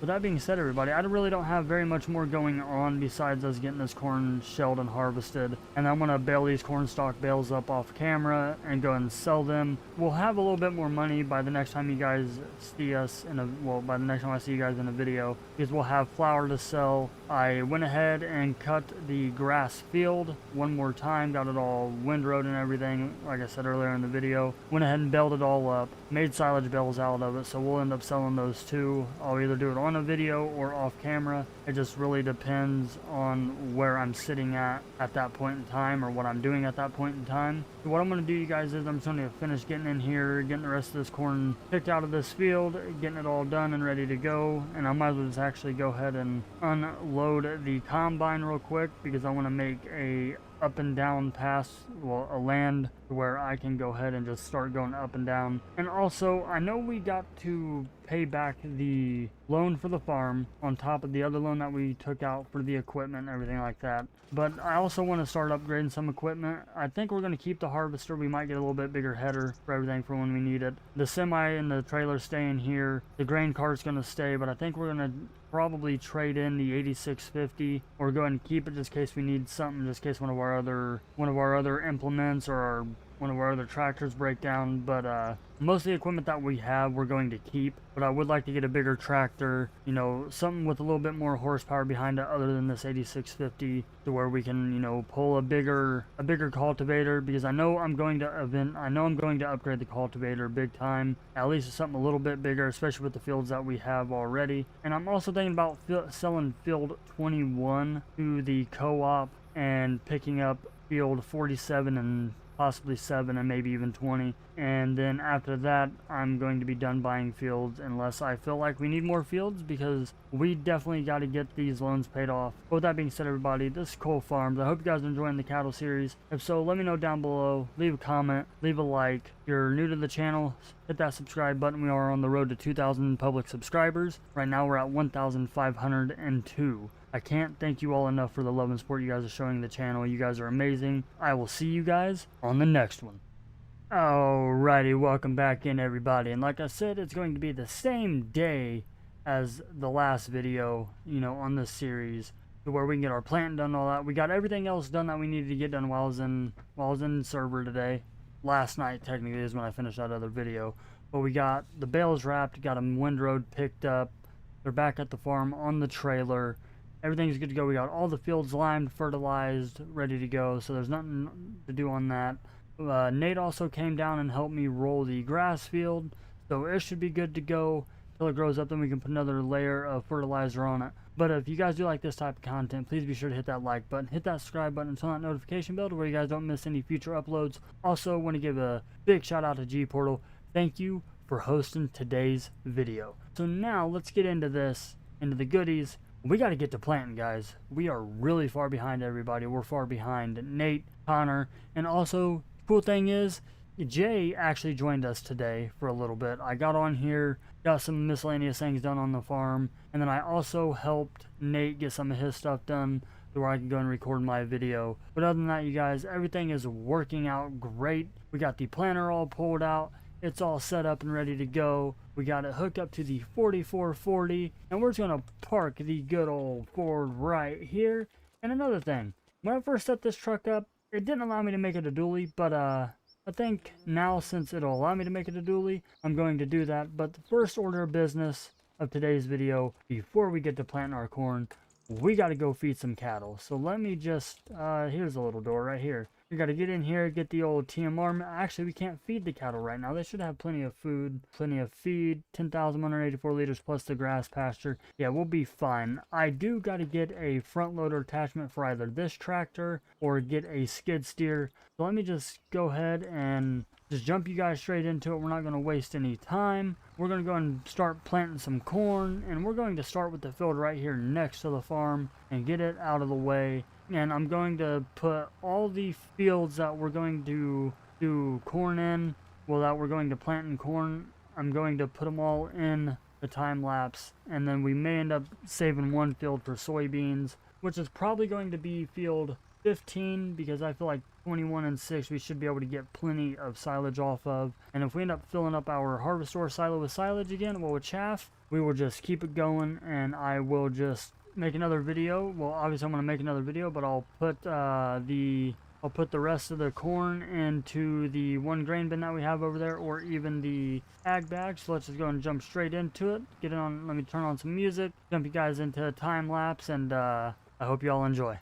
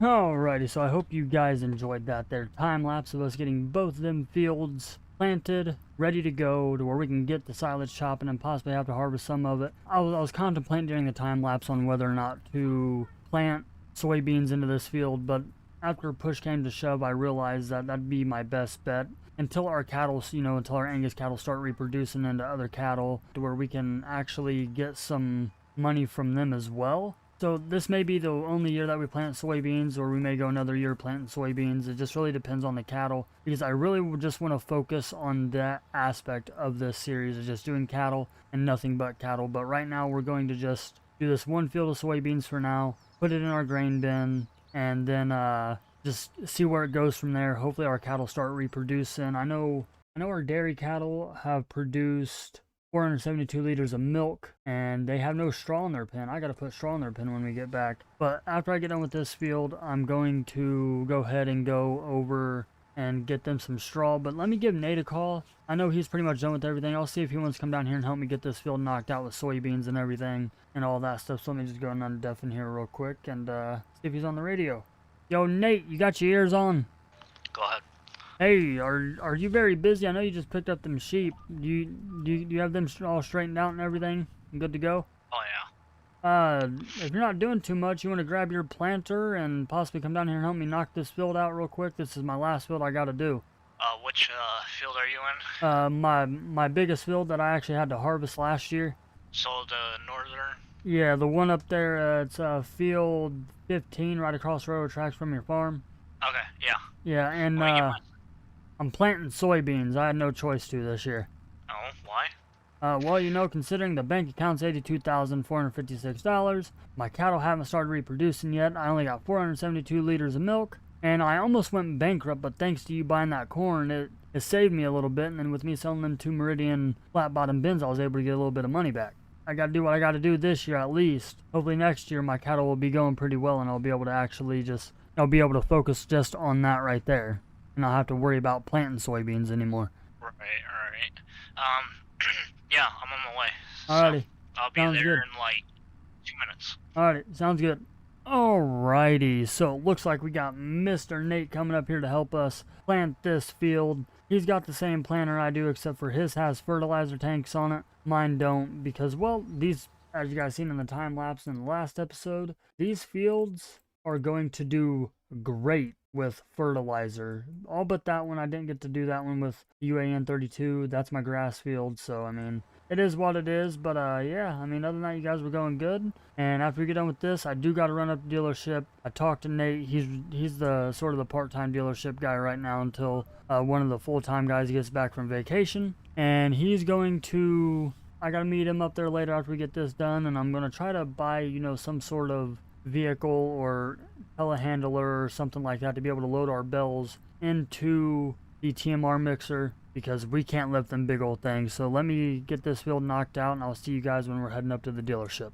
Alrighty, so it's been a few months since we've been in here. Well, since you guys seen us planting everything. Everything's planted, everything's growing fairly good. I mean, growing good. Soybeans are growing good. We're going to get some really good yields off all 3 of them fields. And our wheat is ready to harvest. We went ahead and fast forwarded to July, and I went ahead and borrowed Nate's Macdon and mowed the grass field over there so it's ready to go. It's just out drying and everything like that. And then we'll eventually have to ted it and windrow it and get that going and everything like that. But right now we got to get the 8650 hooked up to the grain cart because we got some wheat to harvest. Also, you guys may be wondering why we're down a little bit of money. It's because I had to repurchase our soil samples, and where everything was up to date, nothing was outdated. And with precision farming beyond here, I might just end up buying the ISRO Pro thingy and just using that to soil sample our fields, where all I have to do is just send the soil samples in and then we'd be good to go. But yeah, Nate's already started on some of his fields, getting them harvested and everything like that. I know not last night, but earlier today, he started harvesting his stuff, and some parts of his fields were yielding pretty good, other parts weren't. But I know that the way that No Creek made this map is if it's closer to the tree line the yields are going to be a lot lower, and the more you get into the middle of the fields, the better the yield's going to be. So what I'm going to do is I'm going to get all this hooked up. I'm going to get it put down, well, taken down to the field, and then we're going to start our wheat harvest. And I feel like the easiest way for us to earn money off of our wheat is if we go into productions, and it's going to run us 36 grand, but it will definitely help out in the long run because it'll save us, you know, some money. It'll actually bring us in more money. I just gotta find the little production real quick, the little flower production. So this little guy right here, 36 grand and some change wherever I placed it at. I think I'm gonna just place it right here by that, and we'll smooth all this out and get everything good to go. So yeah, we're gonna put our flour and, well, our wheat in here, and then it'll turn it into flour for us to where we can start producing money off of that. Yeah, let me get the harvester and the header and all that taken down there to the wheat field, get all that set up and ready to go, and then I'll bring you guys back in as we're starting to harvest that wheat field. We are here at the field, and we're cutting into it. We got the straw swath going. We're getting anywhere between 47 to 68% on the headlands, which is not bad at all. I mean, granted, yeah, the yield's going to be a little lower on the headlands, like I said, you know, earlier before we set everything up. But other than that, you guys, we're at 3%, 309, well, about a little over 400 liters in the harvester right now. Everything is cutting good. The reel's working good. The auger's working good. The harvester is definitely working good. And I want to go a little bit further. We do got a straw swath land because we do need the straw off of our wheat for our cattle pen. And I also got to try to figure out a way to get at least some sort of like telehandler or even like a skid steer or a front loader for one of the tractors as well, because we need to be able to pick up the bales, put them in the pen, and then also be able to pick up the bales, put them in the self-propelled feed mixer, and where we can start making some more TMR. Luckily, Nate came down when I first got the thing, and he had a tractor with a front loader when we first started this series, and he put a couple of hay bales into the TMR mixer for me to where I can make one batch of TMR and everything like that. But other than that, you guys, this is going great. I'm really enjoying this series, and I'm hoping you guys are enjoying the series as well. Leave a comment down below to let me know what you guys think of it. We've gotten a lot done on, you know, just in this episode. We got all 3 of our fields planted, and we fast forwarded time, you know, because we really didn't have much going on, and well, I need the straw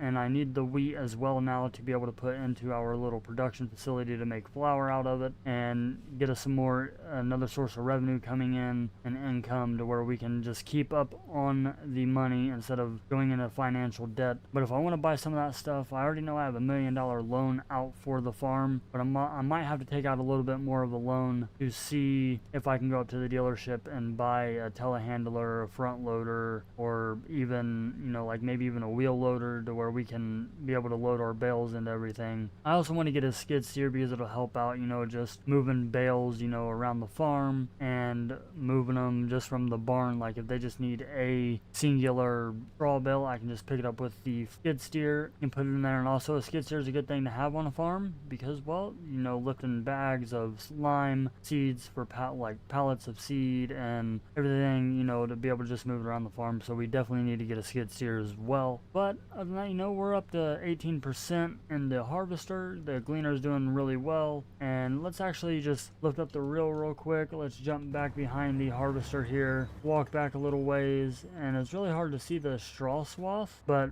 you can see it right there. I'm going to come through here with a windrow, and I'm going to windrow it all into bigger rows. But there's not, it looks like maybe everything just coming, like a couple of pods of wheat are coming off the header. But other than that, you guys, we're doing pretty good. We're not losing too much grain out of the back. It's mainly just from us hitting it with hitting the reel in the header and everything like that. So what I'm going to do is, you guys, I'm just going to get in here and I'm just going to get some of this wheat harvested, and then I'll bring you guys back in when we're either halfway through the field, done with the field, or we are unloading into the grain cart, which is right there in the opening. I'll see you guys here in a bit, and then when we come back in the next round, that'll probably be the end of the video, because this video is going to be a decent sized video, but I hope you guys are enjoying it. Alrighty, so we are roughly halfway done with this field, and like I was saying, this big divot right here, you know, I'm just gonna run over this. The the heck with it. That little bit ain't gonna make much of a difference. In the middle of the field, like right here, is where I hit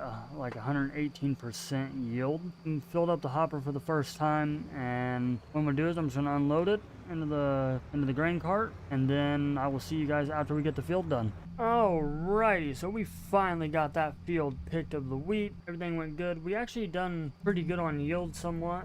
Hopefully my tractor, nope, make sure we're not going to hit anything, and I'll show you guys the yield here. In some spots we yielded above 118, 110 and all that stuff, but the outside of the fields were a little on the red side, which is fine, you know, but I mean, we were still averaging 70 to 80% on the headlands of the field. That is our only wheat field that we got. I could really double crop soybeans in there if I wanted to, but I only want to do the one field of soybeans for now and see what I get out of that. But as for now, we got to take all this wheat and dump it into our little flour mill over here to where we can start getting this going and grinding up wheat to make flour out of, to where we can then sell this flour to a bakery, to a, you know, just to anybody that wants some flour, and be able to, you know, make more revenue income. Oh, we can do oat flour, rice flour, wheat flour. Let's go ahead and activate the wheat. We got 17,000, 19,000, so we got 19,000 liters of wheat, and we want this to change output mode to storing. So there we go. Now we're going to start making some wheat flour, and yeah, I mean, everything's going to go great. Feel like we're going to make some decent money. And now what I'm going to do is I'm going to get all this parked back up, going to get the international hooked up. Actually, I'm going to get all this unhooked, and then we are going to drive up to the dealership, and we're going to take a look at a few pieces of equipment, if there's any up there that we're really looking at, because I know I'd like to buy a new harvester eventually, and I got to see how much money that's going to be. So let me just get all this put up, get the header trailer unhooked from the pickup, and then we'll take a drive up there to the dealership and see what all they got up there in the dealership lot that we could possibly hopefully buy and get a loan for to buy. Alright, so we got everything all unhooked and put up pretty much where it needed to be, and we are almost up here to the dealership. And there is a certain harvester up here that I'm wanting to get, and it's a John Deere 9650. And they also got a couple of bean headers up here from what I heard, and a 12-row and an 8-row corn head. And it looks like they got quite a bit of variety of equipment up here. So let's just go ahead and pull into the dealership here and see what all they got to offer. We might end up having to get us a little side-by-side as well eventually over time. But harvesters, so let's just go ahead and go right over here, and we'll just pull off, and we'll see what we got, because there's a couple of pieces of equipment that I'd like to try to eventually buy. We got the 9670 STS, and then we also got the 9650 John Deere. It looks like it comes with about the standard size pipe, which is all we need, hopefully. And from what the dealership guy said, it should be unlocked, so let's just... Oh yeah, this thing's nice. This thing is nice. Ooh boy, I need to see how much they want for that. I'm thinking that harvester there. Maybe this is what, a 30-foot bean head? This 30-foot bean head right here. Yeah, I think we'll go with this here 30-foot bean head probably. We might get the prairie wind system put on it if we're able to. There's the 8-row corn head. I mean, ooh, we don't really do much harvesting, but when we do, I'd like to get it done. And there's a 12-row. We might just have to start with the 8-row for the beginning, but I mean, we do have a 12-row for our gleaner, so we'll probably just go with the 12-row with that as well. And then that's too expensive for our blood right now. And another thing that I was wanting to look at was one of these. I'd like to get a skid steer just to move stuff around the farm, and then maybe this Schaefer like little telehandler here, or telehandler front loader or whatever. I'd like to get that for the farm as well. We'll just need a couple of bale hook for it, and because I know that should lift over the top of our forage mixer, well, our TMR mixer. We definitely got to get us a wrapper sometime. And then also, they got a nice selection of balers out here. What all do we got? We got a Fendt, we got a Krone, but they don't have a K brand. That Krone is out of the new straw DLC that just came out, so that's where that came from. But yeah, that looks like what we're going to try to do. Yeah, so that telehandler right there, or that little front loader, should reach over the top of that. That is actually one that they must be selling on the shop. Also, another thing that we're gonna have to do is we're gonna have to upgrade our mowers. So we'll just have to wait for Nate, the dealership man, to get on, and we'll have to go contact the bank, see how much he wants for the 9650, the bean head, the 12-row corn header, a telehandler, that little shaped telehandler over there, the New Holland skid steer and probably the mower setup, and then we'll go from there, because if we get that new mower setup, we'll probably sell our old hay bind. Obviously we'll sell our gleaner and everything like that as well.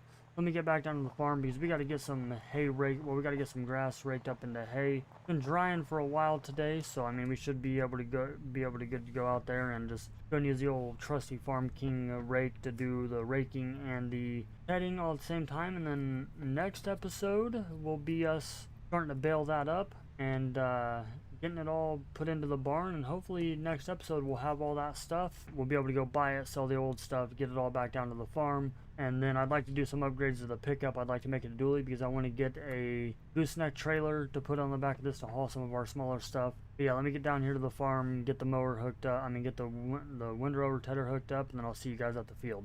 Alright, so here we are at the grass field, getting all this Ted windrowed, and these windrows, putting two of these together, tedding it, flipping it over into one singular windrow. These things are pretty massive, and our yield, from the way that the yield monitor was looking, it said our yield was fairly good on this field. So I mean, we should get a decent amount of bales out of here. I mean, we rolled it, we limed it, we fertilized it, everything was good to go. I mean, I think this year we won't roll it, we'll just fertilize it, lime it, and just let it regrow. I'm hoping I can get another cut off of it this year. I should be able to where we can make enough feed for the cattle, because now that it is July, they have started going through that meadow grass. They're a decent ways through the meadow grass, actually. They are now they're down to 25,741 liters of meadow grass, and I think it was like 9,000 liters of actual feed, which is the 597 liters total mixed ration, and then the rest of it's just hay bales that I was able to put in there. Well, that I had tested the other day for Nate. I tested something for him with his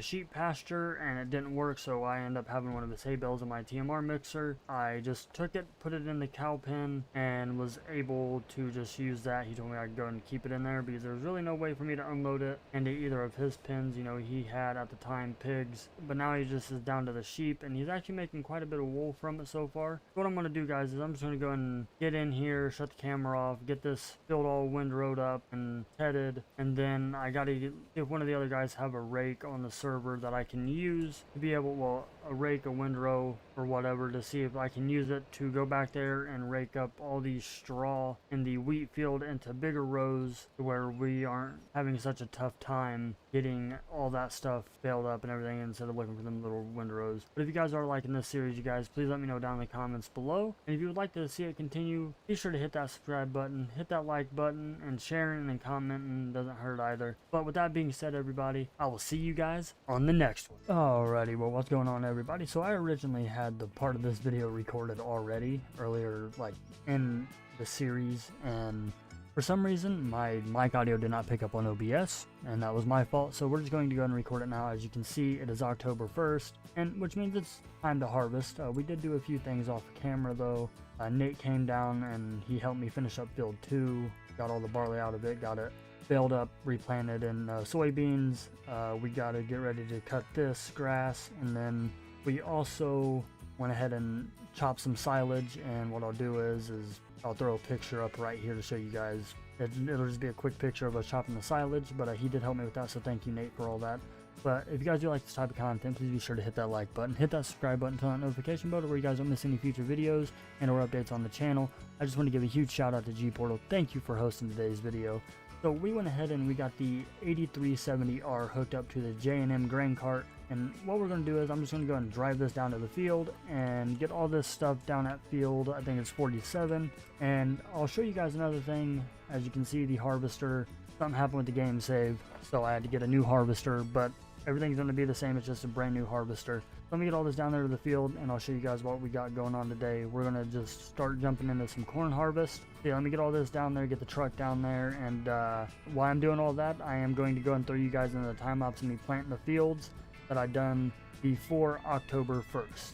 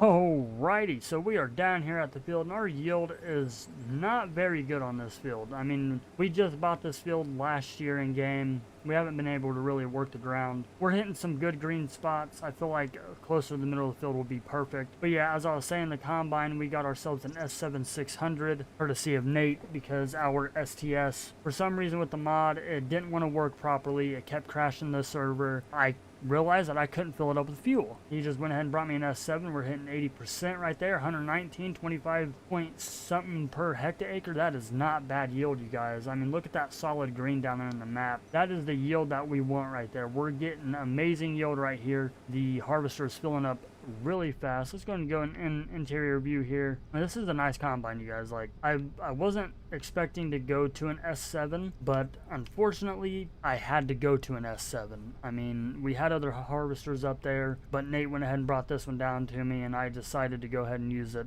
because why not? I'm still paying the same amount as I did for the STS and everything like that, and we already got everything figured out. I actually owe him I'm gonna have to make him a payment here soon, but we're not going to straw swath this field or make corn stalks in this field, but the other fields we're going to swath everything. I'm gonna bale up everything where we can sell all of them bad boys, and we can get us plenty of money where we can start getting ourselves out of debt, because, well, the bank keeps calling. I just don't have the money right now. It's probably because I'm too worried about spending money on things on here, but you know, like I've always said, in order to make money, you have to spend money. And if you're not spending money on new things, you are not making money. So the first thing that we got to do is we got to get this corn out of the field. Then we got to get our soybeans out of the field. We have plenty of silage. Let me just get this GPS lined up here. It's going to go 4 miles an hour, which is fine. But, you know, we go to our harvester silo. Me and Nate, it was down to about like right here. We filled the rest of this up. I have it shut off because we have plenty of silage, you guys. I can actually sell a lot of this and not be hurting for silage. Another good thing is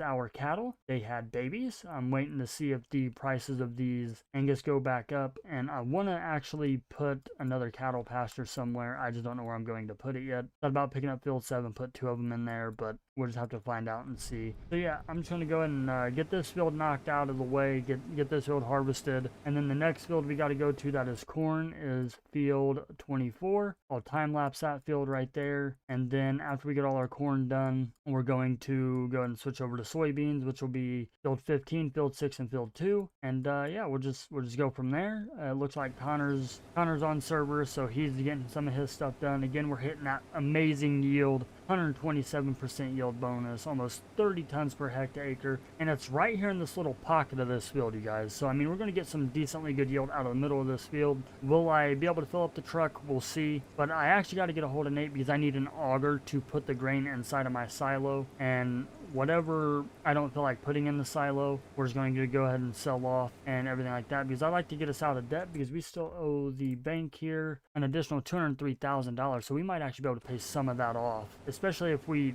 swath everything on these other remaining fields. So yeah, let me get this field done, and I'll see you guys at the other field.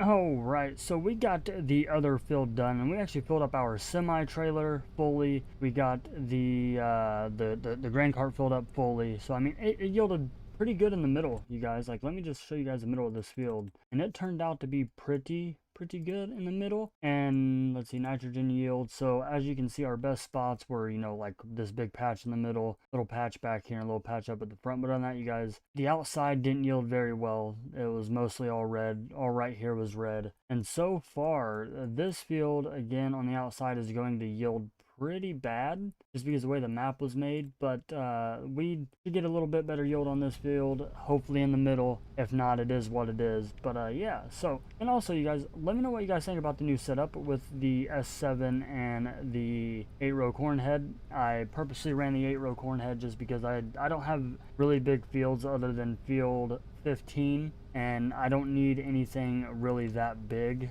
Other than that, I'm also looking into a few new upgrades for my setup. I'm hoping it'll work out great, because if so, then that'd be awesome to be able to use it. But we'll just have to wait and find out if I'm able to get it. If not, then I'll just wait till next year and hopefully I can get it. The yield's not the greatest. I mean, we're up almost 70% back here in the back. I'm hoping this back edge over here closest to Connor's field will yield a little bit better, because it looks like his field 25 yielded a-okay in the middle. Wasn't too bad, field, but I mean, we also got really solid red on the outside. I don't know, you guys, like, I don't know how I'm feeling about the yields on here, but the only thing we can keep doing is just keep working with the fields, making sure we get them up to a little bit better standard to where we get that better yield. I mean, we're hitting some up in the 70s now right here. We're still getting yield off this field, but yeah, like I said, we got the semi all filled up, we got the grain cart all filled up, and it looks like Nate might be starting on beans. Oh yeah, and another thing is we're also going to swath all this because we're going to sell all these bales and just get them out of the way. Now this part of the field is yielding pretty good, so I mean, we should do a-okay on this field. We'll find out though. But yeah, what I'm going to do, you guys, is I'm just going to go and jump you guys straight into a little time lapse of me doing this field, and I'll see you guys after that. 86%, there we go. But yeah, I'll see you guys once we get this field done.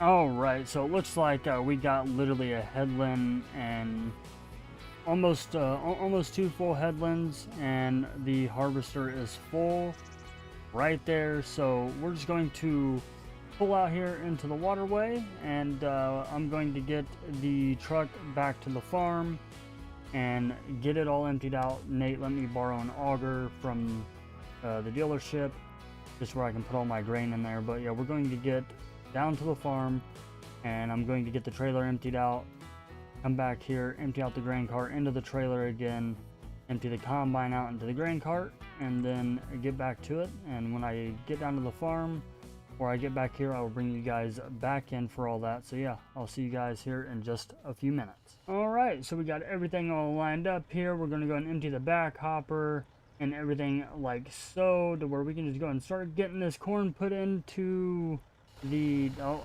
if I remember correctly, with this auger, somebody's actually got to be in it, I believe. Yeah, so somebody's got to actually be in this auger. So it's gonna take a few for me to be able to get all this done, you know, because I'm doing it all by myself. As you've seen during the time lapse, Nate did join. He is going up to field 11.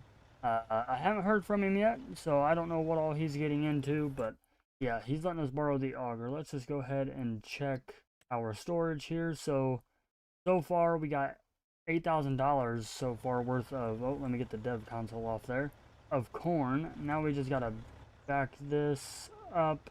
Once that hopper's empty, go and jump into the old semi here, and we'll just back this guy up, press that, we'll start unloading, and then we'll just keep doing this time and time again. Let the corn go into the flat bottom bin and get this whole thing filled up with all the corn, because we are going to put all our corn in here, you guys. Because if we can sell it in January, that is going to bring in some serious money. Our milk is going good, $29,000. All our silage altogether is another 76 grand. And the field, the grass field, I'm going to just go and cut all that off camera. Yeah, we'll just go from there and hope that we can make some silage out of it. Why isn't this switching over? Oh, it's just taking a minute. So let's just hope that I can get it to go to where I need it to, or I may just have to end up readjusting the trailer to where we can get all that put in there. And my headset just died again. So yeah, let's just try to adjust the trailer a little bit. I don't know how well I'll be able to do this, you know, with this, using this type of an auger here, but I'm hoping that should do it. Yeah, that should, there we go. Okay, I just had to adjust it just a tiny little bit. Jump in here, and there's that, and that is all straw bales right there from the wheat field that we end up double cropping with soybeans. Didn't get very many off of it, but we'll eventually put them inside the barn there. But as far as making silage for the cattle, we're doing pretty good on that. I mean, they still have all this meadow grass. I actually end up putting some TMR in there for them guys, and if I remember correctly, I think they eat the food that we put in there first before they eat the meadow grass. So I may just fill that thing completely up right there and just fill them up with food. So let's check this one more time. 28 grand, max value right now is 51,000. So yeah, I'm just going to get this auger folded back up here and get back down to the field and start getting the rest of this corn taken out. And then I'll actually just restart the time lapse up from there. And then when I got to empty out again, I'll just end the time lapse and I'll just finish the rest of the field off camera. So yeah, let me get down there, empty into the truck, and just get this done.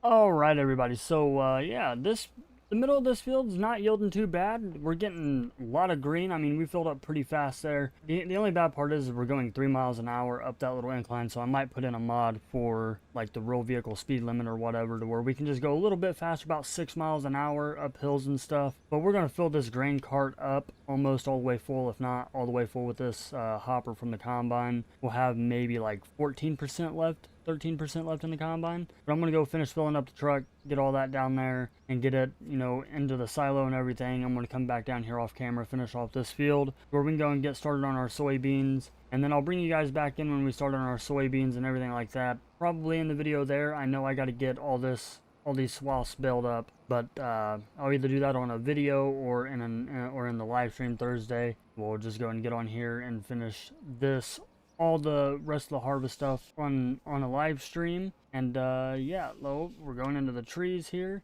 So yeah, let me just get this field knocked out of the way and get started on soybean harvest, and then I'll see you guys at the end of the video.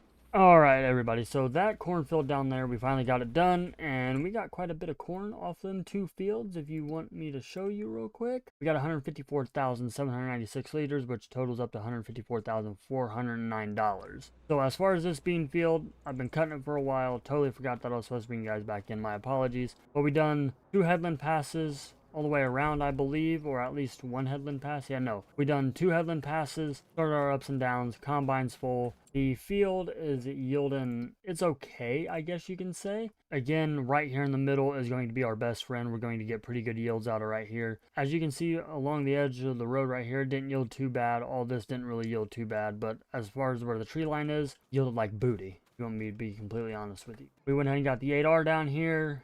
Got the grain cart still hooked up to it. The semi is actually staged down the road. I can actually bring it up here now, pull it into the field, because we have plenty of room for us to bring the truck in here. Nate's still going hard on one of his fields. I think he moved from field 11. He is now doing field 48. And according to him, off camera, it's yielding okay. It's not doing too bad. But yeah, you guys, like, we got a lot still to do. I'm going to get some more of this corn, some more of this bean harvest done. And then we still have 2 more soybean fields to do, which is field 6 and 2. We'll either do that on another, we'll probably either do it on another video and or a live stream. But I think on this coming up live stream, we're actually going to help Nate with 49, the rest of 48, and the rest of 11. And then we'll do whatever else we need to do on our farm. I know I got to fill this tractor up with diesel and everything like that. So that being said, everybody, if you guys are enjoying this type of content, please be sure to hit that like button, hit that subscribe button, turn that notification bell, and let me know down in the comments what you guys are enjoying about the series and what you guys would like to see different. And then also, we will be starting a new series here very soon once this one is over. I'm really ready to do it. It's going to revolve around another animal type, but you guys will see what it is because a lot of the crops I can use for these animals. And with that being said, I'll see you guys on the next video.